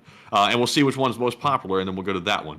But anyways, our next live chat question is going to go to Happy Dragon, who says, I would also like to know, what about those F-16s? The F-16s are going to be provided at some point within January to March, from what we understand. There's going to be around 40 to 50 of them, and they're going to be provided with fully trained Ukrainian pilots and ground crews by that point. That's what we understand at the moment, but that, of course, is subject to change, but that's the last thing we heard, and that seems to have not changed so far. And so with that, I hope that does address that well. And we're on to the next one. All right, and our next one goes to Christian Cruz, who says, should Denmark close the Baltic Sea for Russian shipping, and would it be an act of war? That would most likely be considered a direct militant act, because there are these very narrow channels that go through this area that are international waters that everyone can use. So Denmark would actually have to exercise armed control over those international waters or international straits and shut them off, and that would be considered a direct act of war, because they would have to use the force of arms to enforce that blockade. So that would most likely start a war with NATO for the Russians. But with that, I hope that does address that well. And we're on to the next one. And the next one goes to Jay Casey, who says, could Ukraine use GBS-BD instead of towed artillery now that the ground is frozen? They probably could try and use ground-launched small-diameter bombs. We don't know how many of them they have, and we haven't really heard about them using them a lot, but if they are available to them, it probably would end up being much more accurate and effective compared to a towed artillery piece, or they may just start to use the wheeled self-propelled guns or the tracked self-propelled guns a whole lot more at this point, and just use the towed artillery in desperate situations. But with that, I hope that does address that well, and we are on to the next one. And we've got one from Michael Johnson, who says, do we know anything about the progress of that new railway that the orcs are frantically building across South Ukraine? I have not really heard much about it at all, so I wouldn't really be able to say much. There are existing railways that lead all the way to Melitopol at this point. We don't know how active they are, because some of the bridges along their spans have been hit, and we haven't gotten any updates if they've been repaired or not. But I haven't really heard much about its progress. But with that, I hope that does address that well. There are a lot of great questions tonight. Some of them, though, I haven't really heard much on. But that doesn't mean that they're bad questions. It just means I'm ignorant on those particular topics. But with that, we have to get to this Q&A. Because I've seen that people have actually used this a good bit, and we actually have a lot of answers. So Matthew, what do we got? All right, so real quick, shout out to Skip Tracer 007, who put in a 50 to the fundraiser and got us up to 6.6 thousand, almost even. We're $7 over, so huge shout out to you, Skip, for that. And looking through here to our Q&A segment, this is actually pretty neat. I've never seen this work before, so it actually worked pretty dang good. trying to see if there's a city here that has multiple people asking for it, and I'm not seeing one right off the bat. So Enforcer, I guess it's just pick one that you like out of the options here. You know, Covington, Louisiana seems like a pretty cool one. What do you think? Covington, in Louisiana? Yeah, Covington. Yeah, I guess we could take a look. That should be interesting. Covington in Louisiana. Here it is. Oh, wait a minute. Oh, wait a minute. We've been through here. Oh, yeah, we have been through there. We've been through here, boy. Let's go see what it looks like. It looks like the South. Honestly, there's like it may That's be actually not as bad as I thought. Yeah, it may be neat to some, but honestly, this kind of looks like a normal South. Oh, we got a burnout, boy. We got it. They enjoying, they booling out here. Sheesh. But this might be interesting to some people, but to us, it looks like a normal southern town. So yeah, let's pick somewhere else, man, because I don't like Louisiana. Like now that I'm looking at it, this is not just enjoyable at all. Crapping on Louisiana. Matthew's just like, I hate Louisiana. But let's see. What else do we have? We have Hiroshima, Japan. GOD 420 put that in there. That would probably be pretty cool to look at. Man, how do you like that? I literally just immediately shot straight to Hiroshima because I've looked at Hiroshima before, y'all. I too have been interested in what a nuclear hellscape looks like after like 70 to 80 years, and it actually looks really damn good. I'll show it to y'all. Oh, wait a minute, that wasn't the Street View you got, man. Here you go, Street View, man. Drop down there and show us what Hiroshima looks like. Dang, for a nuke to hit this place, it looks pretty damn clean. Dude, literally wiped the slate clean, and then they just built it back really well. I was like, dang. But look at this. Jack Ray said Hiroshima is the bomb. Oh, dear Lord. Dude, this place is really nice, though. I'm really liking it. And it's pretty high end. The streets are well paved. And look, it's the river. And I think we're very close to that little building that had the dome, if I remember correctly, that still stands to this day. Let me see if there... Oh, wait. You got radiation under it? Nah, I'll take you to it, though. Here we go. This should get us to it. There it is, and it's shrouded by trees. I'd be damned. Let me go a little bit closer. And there we go. There's the famous building with a dome that still stands from when it got nuked. Wait a minute, didn't the nuke actually detonate like in the air above the ground though? Yeah, it did, and it was like right near this domed building, actually. I think it was either on the other side of this river or directly above this building. Wow. And if I remember correctly, when it went off, did the people, and obviously I don't want to say this like in a bad, good or a bad way, because obviously it's terrible that the people got killed, the innocent civilians, but did the people like immediately around it get like incinerated or glassed or something, or they were vaporized like instantly? I think some people survived in there, or were those people like further out? They were a little further out. I think the closest survivor was like 400 meters away from the epicenter of the explosion. It was something like that, but still incredibly close when you think about it, but still not that close. But almost everyone that was below the bomb exploding, they all got killed instantly. They didn't even know what happened. Damn. So pretty that wild. Was pretty rough. But what's crazy is that this building here still stands, for the most part. It's blown away a good bit, but it still exists, even with that kind of explosive power air bursting on top of it. That's wild. Jeez, man. Damn. Sound like Gordon Ramsay over here. Wow. Wild. Jeez, wow. Absolutely Good for me. incredible. This lamb is raw. So let's look at another city. Matthew, what do we want to look at? So let's take a look at Stockholm, Sweden, from Cougar Town. Cougar Town. that's the name of the viewer. I like the name of that one, sir. But let's see here. Let's take a look. Let's not go to downtown, because the downtowns are always going to look nice for the most part. Let's go out here to Inkasvaten. Oh, we got Planens, restaurant, and pizzeria. Restaurant. Just a restaurant and pizzeria. Man, that's when you get that restaurant, that Wu-Tang together. You get that restaurant, you know what I mean? You want that lunch and that mid-dog and something else. Man, you want that Fullsraket there. Telephone. the full rat. Man, I want that full damn rat. And then we got Costa. This is going to cost you You and me, that place is called. You and me. Cut, color, barber. All right, pretty simple. Huh, interesting. That's pretty simple, pretty straightforward. What the hell is this? A bridge. That's an old rickety bridge right there.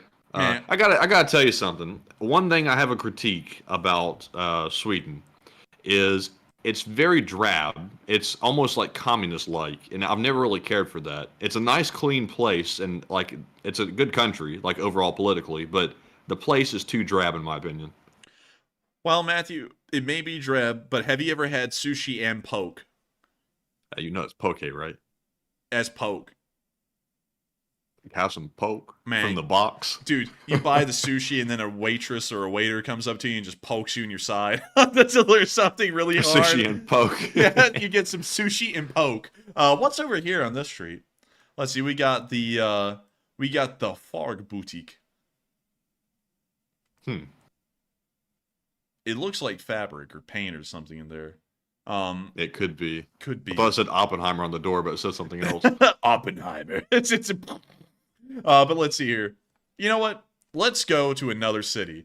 Do we have, Matthew? I want to find one that's spicy, Matthew. I don't want to see a nice city. I want to see a city that's questionable. What do we got? All right, so let's see. Let's see here. Let's go and take a look at Memphis, Tennessee. Memphis, Tennessee. All right. Spicy. I like it. Let's go take a look at it. We're going to go to Central Gardens because that sounds like where the violence would be. So let's go take a look. Nah, this ain't where the violence is at. That house is... That's a mansion. Dude, these are nice. Oh, my Lord. Oh, look at that. I think Elvis Presley used to live here. I was not expecting this. Like, this is actually really nice. But we need to go somewhere else in Memphis. We need to go not to Central Gardens because apparently that's not where the action's at. We need to go to Pigeon Estates. Mike Tyson loves this place. I feed him Fiji water in the tap. Man, I feed that. It's Fiji water, and I met with that little Hezbollah kid and treat him like a 2-year-old. But let's see. This is a fine neighborhood as well. Like, dude, we're dropping down in like very nice neighborhoods. What the hell's going on? I thought Memphis was having a rough time. It looks like they're having a great time around here. Go down toward the airport. Yeah, dude, that's a genius idea. We're going to go to East Rains Road. There's got to be something interesting here. Oh, I mean, this is near Graceland. Damn, it's probably not going to be that bad off. Let's see here. Oh, wait a minute. No, this actually is pretty normal. No, this isn't that bad. Dude, what's up with Memphis? Oh, we're leaving Memphis. Memphis looks nice. What else do we have, Matthew? We got to find somewhere extra spicy. So let's see. Nobody's really putting anything too spicy. I'm seeing right off the bat. Let's see. East St. Louis? We could do that, y'all. We can go to East St. Louis. Yeah. Yeah, we can get juicy. Let's go take a look at this place. Oh, yep. This is what we're looking for. Look at this. Hell, they even got the cobblestone out here still. Wait a minute. Go down that street behind you. That was where it goes down at. Oh. Let's see. There were some people standing right there in the street on that last one, but they seemed to vanish. Man, they got. That's it. They ain't around no more. By the time the car got there, they were snatched. Let's see. Dude, this is kind of like, honestly, this is better looking than Detroit. Like, Detroit still wins for being the worst city we've seen so far. Yeah, actually, this street is not that bad. Like, hell, this looks like Birmingham to me a little bit. It's getting there, but nothing I don't think matches Detroit. You know what? This kind of looks a little bit like Bessemer. I think that's a better description of what this looks like. Yeah, it's getting a little tougher. You know, a little bit tougher. Y'all, not too bad. We've grown up in some of the toughest places in Alabama as a daily thing, so it is really hard for us to find anything really that we're like, damn, that's rough. But it's to me personally, this looks literally like Bessemer, and that may as well look like Montgomery. So not that bad. Oh, this really looks like around the area where the school was, like the high school and the middle school and stuff. Like the whole area around the school for like a, I don't know, 5-mile, 10-mile radius or something like that looked kind of like this. Yeah, it kind of did. I mean, it's not that bad. So East St. Louis, first look, not bad. Some people are trying to list, let's see, someone said, earlier, St. Paul. St. Paul. Let's go look at St. Paul. Is that in Minnesota? I think that is in Minnesota. Let's see here. So we've got St. Paul here. Let's go towards the airport. Where the hell should we go, Matthew, around here? Go up. Go up. So like around here? And to the right. Let's see. Highland Park? Go over to St. Paul and go to the right of it. Like the word St. Paul. Okay, so we're at St. Paul. So towards Maplewood? Yeah, somewhere. Let's see. Somewhere over here. There's a Costco on the right, so you know you're in a good spot. There's a Costco. Drop it down somewhere in the middle, like of the screen or something. Let's go towards Battle Creek Dog Park. Dude, that's a place I want to bring my dog. I want to see violence. Dude, this is nice. Dude, what the hell, man? We can't find anywhere tough, can we? Like, it either looks great or normal or not that bad. But you know what? Let's go closer to the airport because I think that's where the fun's going to be at. Let's see here. Maybe on this interstate or something. Nah, this all looks like commercial space. Let's go over here. Now this has to be the place. Oh, it's snowing. Dude, it's snowing. And it's blurred out. Hey! Oh, this house is blurred. What happened here? Terrible Something things. bad happened Terrible things happen here. Also, Jack Ray said, is Birmingham still near the top of the per capita murder rate in the U.S.? I just saw it was third in 2019. I think it's still near the top, but I don't think it's number one anymore. I seriously doubt it's number one, but it's still very dangerous downtown. So crazily, Birmingham was the murder capital of the country for, I think, like 1 year. It was like 2021 or 2022. And now St. Louis, the actual city, not East St. Louis, but St. Louis, has taken the title for being the most dangerous city in the U.S. and being the murder capital. So luckily, Birmingham had that title taken from us. Not that lucky for the people in St. Louis, but lucky for us. But yeah, so we're not up there all the way. But let's see here. Here's your new bad place to go check out. Go up to New York, like New York City, and look for Far Rockaway. Far Rockaway? Where the hell would that be? There's Bushwick. That's when you get, like Secretary of State and you mix them with the president, you get Bushwick. But let's see here. What else? Jamaica? Far Rockaway is going to be kind of down to the let's see. Is it near Brighton Beach? I think it's on the other side over there. Just punch in Far Rockaway on the search bar, like Far Rockaway, New York, and it'll bring you to it. Because I can't remember exactly where it was around here, but it's Queens. Rough. So it is over here. There it is. It's over here. Oh, yeah. No, the Far Rockaway is, like, pretty rough. It can't be that rough. Let's take a look at what New York is called rough. Yuppies! Oh, my God, dude, this is not bad. Like, if this is bad, Alabama, it must be hell. Because this looks like downtown Birmingham to me in one of the nicer parts. Like, this is... I think you just happened to land in a good spot. Oh, wait a minute. What the hell's up with all that trash? That's normal for New York, I think. I guess so. Maybe the garbage workers are on strike or something, but wow. Dude, this is not bad at all. Like, there's actually people walking out on the streets. Zoom back out and go back out of this view, because there's a really bad spot to Far Rockaway. I just can't remember where it was. Let's see here. Zoom out just a tad. Okay. Let's see. Go over there. You see where Bayswater is at? Bayswater? Let's see. Over here? Yeah, go out there a little bit. Let's see, we'll drop down here. Dude, there's nothing bad about this place. It's really not, this isn't that bad, but there's a really rough part because I've seen it. Like, there's a YouTube video of some guy driving through Far Rockaway, not Far Walkaway, but it's really rough. Dude, let's see, we've got to find somewhere rough. Let's go to some places that I heard were rough before. I've heard that Harlem was rough at a time, and I don't know if it still is or isn't, so let's just drop down there and see what it's like. Dude, these people from New York City talking about how rough the city is, this is bull. Like, this is the middle of Harlem, and this looks great. This looks better than downtown Birmingham, which is like the nicest city in Alabama. I cannot, I really can't stand people who are like, oh, you're from Alabama, you haven't had it rough.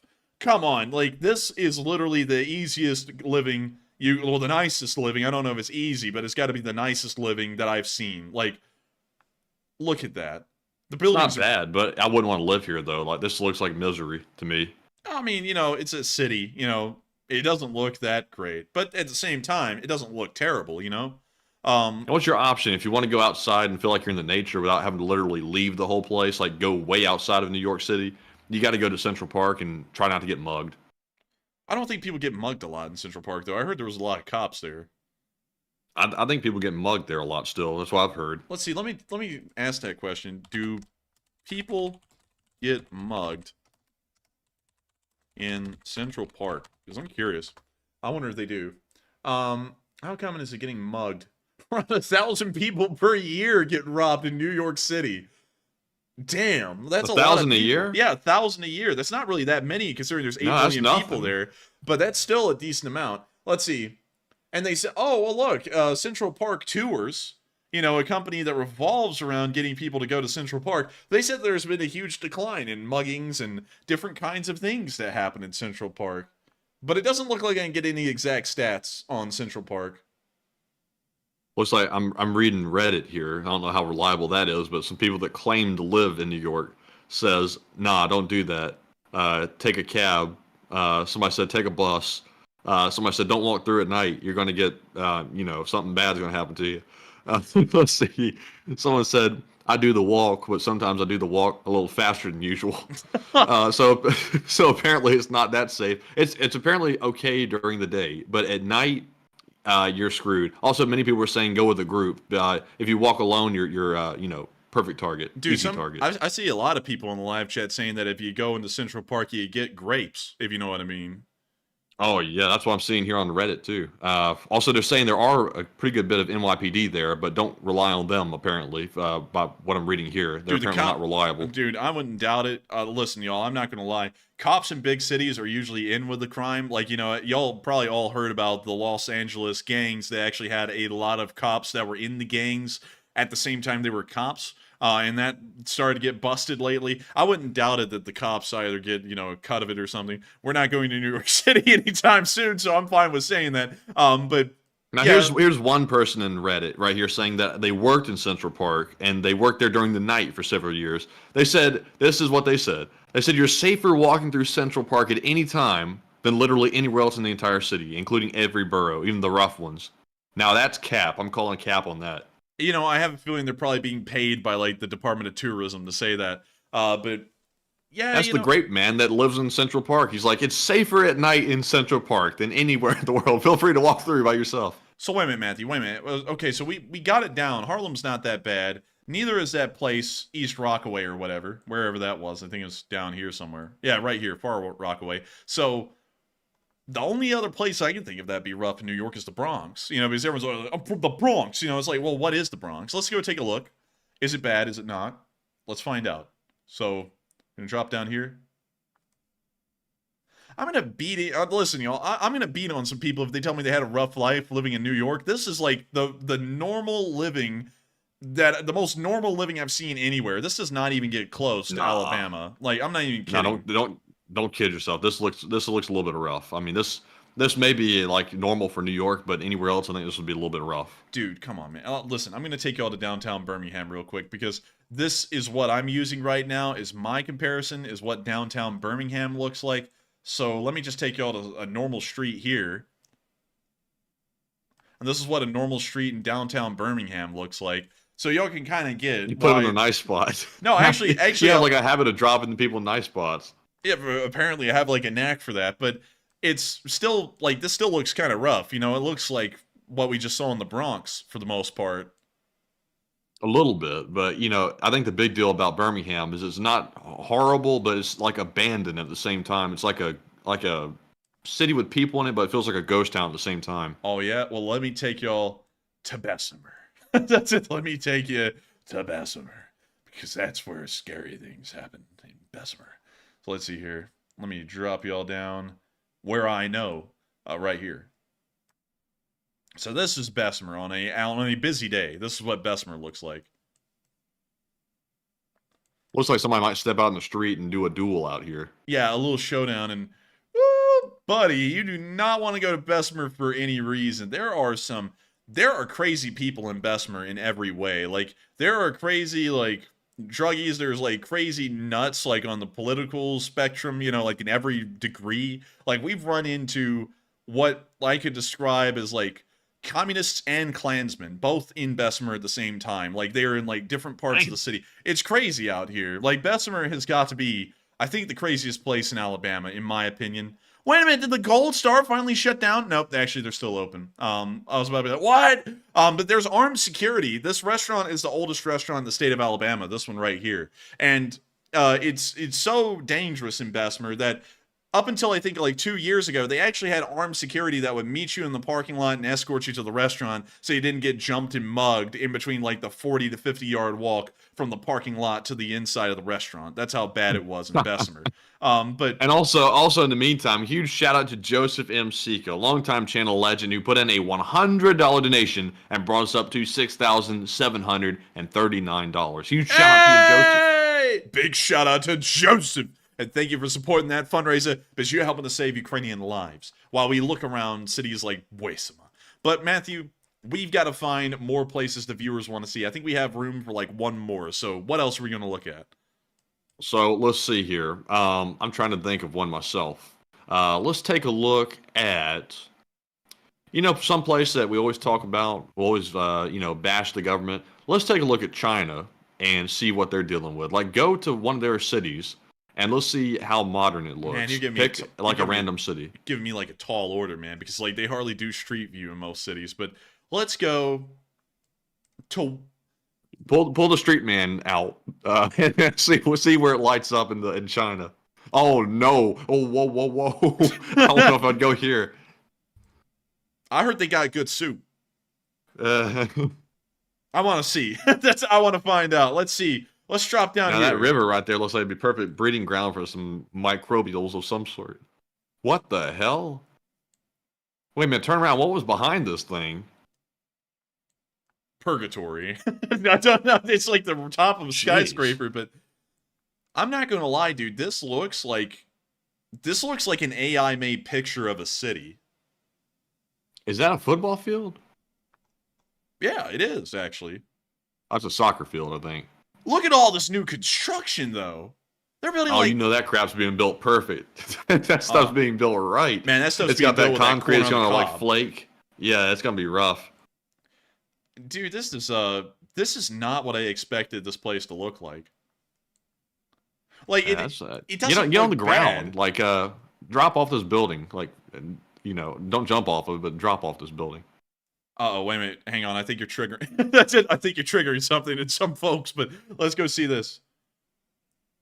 Ah, there we go. The junk. Literally, there's the junk. Dude, this literally looks like a mega houseboat right here. This is what that is. Is that Man, the why is there Chinese like police? Yeah, I was about to say, why is there a patrol boat right there? It's like, is this the gang or something? Like they got like a military boat like hooked up to their house and their like clubhouse going on type deal right here. It's the secret police clubhouse. Come inside. You'll never come out. What's the gang in China? Is it the Triad? Is that the criminal organization there? Dude, I don't even have an idea. Like, I wouldn't know.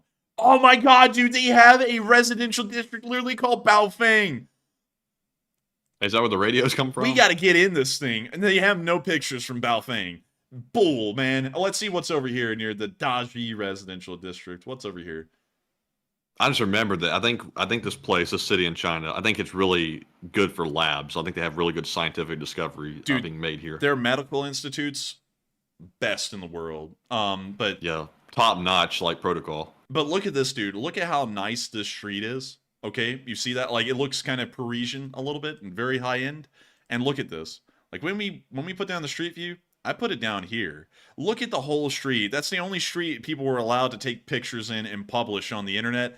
Pretty much everywhere else in Wuhan, nah, best of luck. You can't get anywhere. That is wild. But seriously, though, where are the nice labs that are around here? Like, I've never really thought about that. Is that around anywhere around this locality? It's near Dong Lake. You see, that's where they... Hey, you want to go for a swim in the lake? Which lake you talking about? Dong. Dude, when you want to take your girlfriend out, but you also want to give her some hints. Whoa. You take her... That's what anyways. There was Lake Dong scenic spot. Did you see that? Really? Where? Oh, Where? it says Moshan scenic spot. Never mind. Let's go look at this. What does it look like? There's the Dong Hu Chu Cheng. Oh, dude, look at oh, dude, that's like the most perfect picture of this place they could get, you know? But interesting, very interesting. You know what? We're gonna move on from this city. We'll come back to it maybe later. I'm sure it'll become important at some point in history, to some people. But anyways, where do we want to go elsewhere in China, Matthew? Oh, goodness. I had to mute the mic there. I was laughing so hard just for a second. I couldn't hold it in. Okay, so grab the street man. Okay. And see where it lights up around China. And see. Okay, are some streets around here. There's a street. Let's see. Exodus from to Wuhan. That's the only street. It's the only street in the place. But zoom in to one of these places, see if there's actual street view somewhere down there. No, there's none. Let's see. What about Kinmen? What's up with Kinmen County? How come they've got all kinds of stuff to look at? Funny fact, that's actually part of Taiwan. Oh damn, they're screwed. They're right there next to the mainland. Dude, that's why the Taiwanese always know whenever the Chinese Navy is doing anything, because they literally have an island in the middle of the harbor. They're like, oh, they're doing something. Let's call back the main island and tell them what's happening. But yeah, I mean, there is no street view in China anywhere. Look at that. Well, that's messed up. Yeah, so South Korea's got a little street view, I see. But go over there toward the DMZ and see what's cooking over there. Can we see close to that? How close can we get? Not that close. Oh, yeah, you can kind of get close over there to that left spot over there. Farthest to the left where the blue's at. You can kind of get close to the... Yeah, grab the street man again. Fun fact, y'all. I actually heard that there was that the people of the city of Gimpo, they actually wear this kind of a fashion that they came up with themselves. They call it gimp suits. It's pretty interesting stuff. I don't really know a lot about it, but one day we'll try and figure out the customs and clothing of the people of Gimpo. But anyways, let's go take a look at what's out here. This looks like, wow, dude, this looks like a trail in Florida that would be like a bike path. Yeah, that's kind of crazy. And whoever's asking that we show our house, we're definitely not doing that. That would be self-doxing and the most ridiculous thing ever to do. So we're going to have to pass on that one. We don't want the crazies coming to find us. But anyways, where's the actual fence or the DMZ spot where people they have to swim across that river, obviously. But I'm trying to see the fence if there is one. Let's see. The river that everyone swims across. It's not here. It's a little bit further up. Because the river actually doesn't span the whole border. This is just where the fighting ended back in 53. But damn, it's hard to find that river, isn't it? And we can see all the monuments to all the battles that happened on the DMZ. And we made it to the other end of the country, and I could not find that river. So where the hell is it even? Maybe. Oh, wait a minute. No, that's not it either. Yeah, I'm at a loss now. I don't know where it would be. Well, I guess we're out of luck. Yeah, I guess that's where we're going to have to end it. Well, let's round out with a couple of more questions, because I know we've gotten a lot more questions in the meantime. And then after we answer about maybe 3 or 4 more questions, we'll round out the stream. And so that we're on to the third to last one of the night. So this one goes to JJD, who says, do you think the military equipment left in Afghanistan is being used on American troops? It's not really being used on American troops yet, but it's certainly being used against the homesteaders by the party goers over there in that part of the Middle East. So I would say, yes, it's being used against pro-Western groups, but it isn't being used against the United States directly at this point. And so with that, I hope that does address that well. And let's see. Oh, Simon, is that so? You know what? A blithering idiot. Simon, we're going to find your house. No, we're not. Starts a violin tinge. We are going to show everybody, and nobody is going to be. But anyways, with that, hope that does address that well. And don't worry, Simon. Don't worry. You'll be as unsafe feeling as we are, since you know that little tidbit, and not by our own doing, but it will happen. But anyways, with that, we are on to the second to last question of the night. His name is Simon Shorthouse in the live chat. I guess you could say Simon in the Shorthouse now, in the doghouse or the outhouse, because he's not here anymore. He's out. But anyways, moving on to our next question. Well, you know why the house is short? What's that? Because no matter how much his mother went around the city, they just couldn't afford the long house. Oh. Well, with that, we're on to the second to last question of the night. And this one goes to Cliff West, who says, can you look up the MEM 72 Chaparral and see what you think of it? I have seen it. And let me go pull it up. It's a quirky little thing. It's really weird. I don't really like them. I think they're kind of ugly. But I'll show them to y'all so that way you can all get a look at this thing. What I think is an abomination. I'm not even going to lie. But there it is. That's the chaparral. It's ugly. I just don't like it much. It works, but you know, I think aesthetics are still a big thing. And let me show y'all what's weird. Let me see if I can get. Oh yeah, that's where the driver sits right there. He's like standing like the deli worker, kind of a little bit. He's like not even sitting down. Hi, welcome to Publix. What can I get for you? But have a pub sub. Man, those Publix subs, man, you can't even sleep on those. They are great, man. They are so good. But with that, I hope that does address that well. That's my take on it. It was a slightly effective system, but I think it's ugly. And so with that, I hope that does address that well. And we are on to the final question of the night. And so, who was the lucky last person who threw in the lucky last question of the night? And that viewer is Acid Brush, who says, my question is, if the world halted international commerce for 6 months, what would life look like in the U.S. In month 5? Well, if everyone halted international commerce everywhere, a lot of modern amenities would be gone by 4 to 5 months' time. There probably wouldn't be, well, there would probably be electricity, but you wouldn't see really any consumer goods whatsoever, really anywhere, including China, because China relies on that trade. If they shut that down, their economy would most likely collapse, go into a Great Depression, and they probably wouldn't even be able to produce consumer goods for themselves at that point. There probably wouldn't even be enough of a demand to be met by their existing industry. So I would say that modern conveniences, for the most part, as we know them, and modern commodities would just cease to exist by the end of 5 months.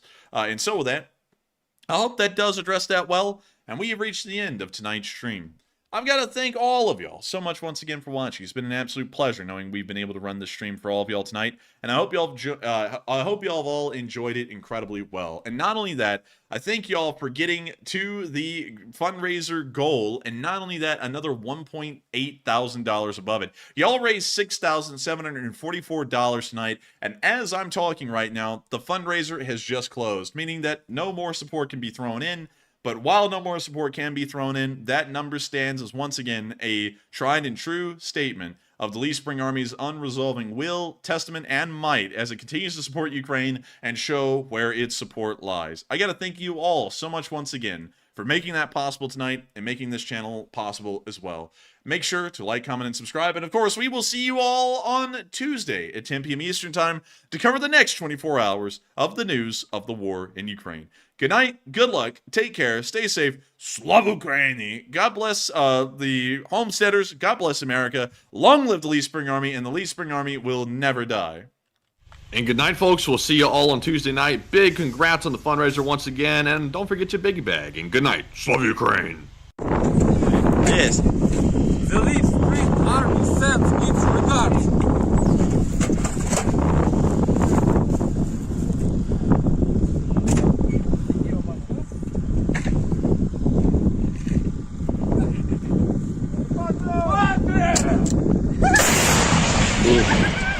Русский военный корабль. Предлагаю сложить оружие и сдаться.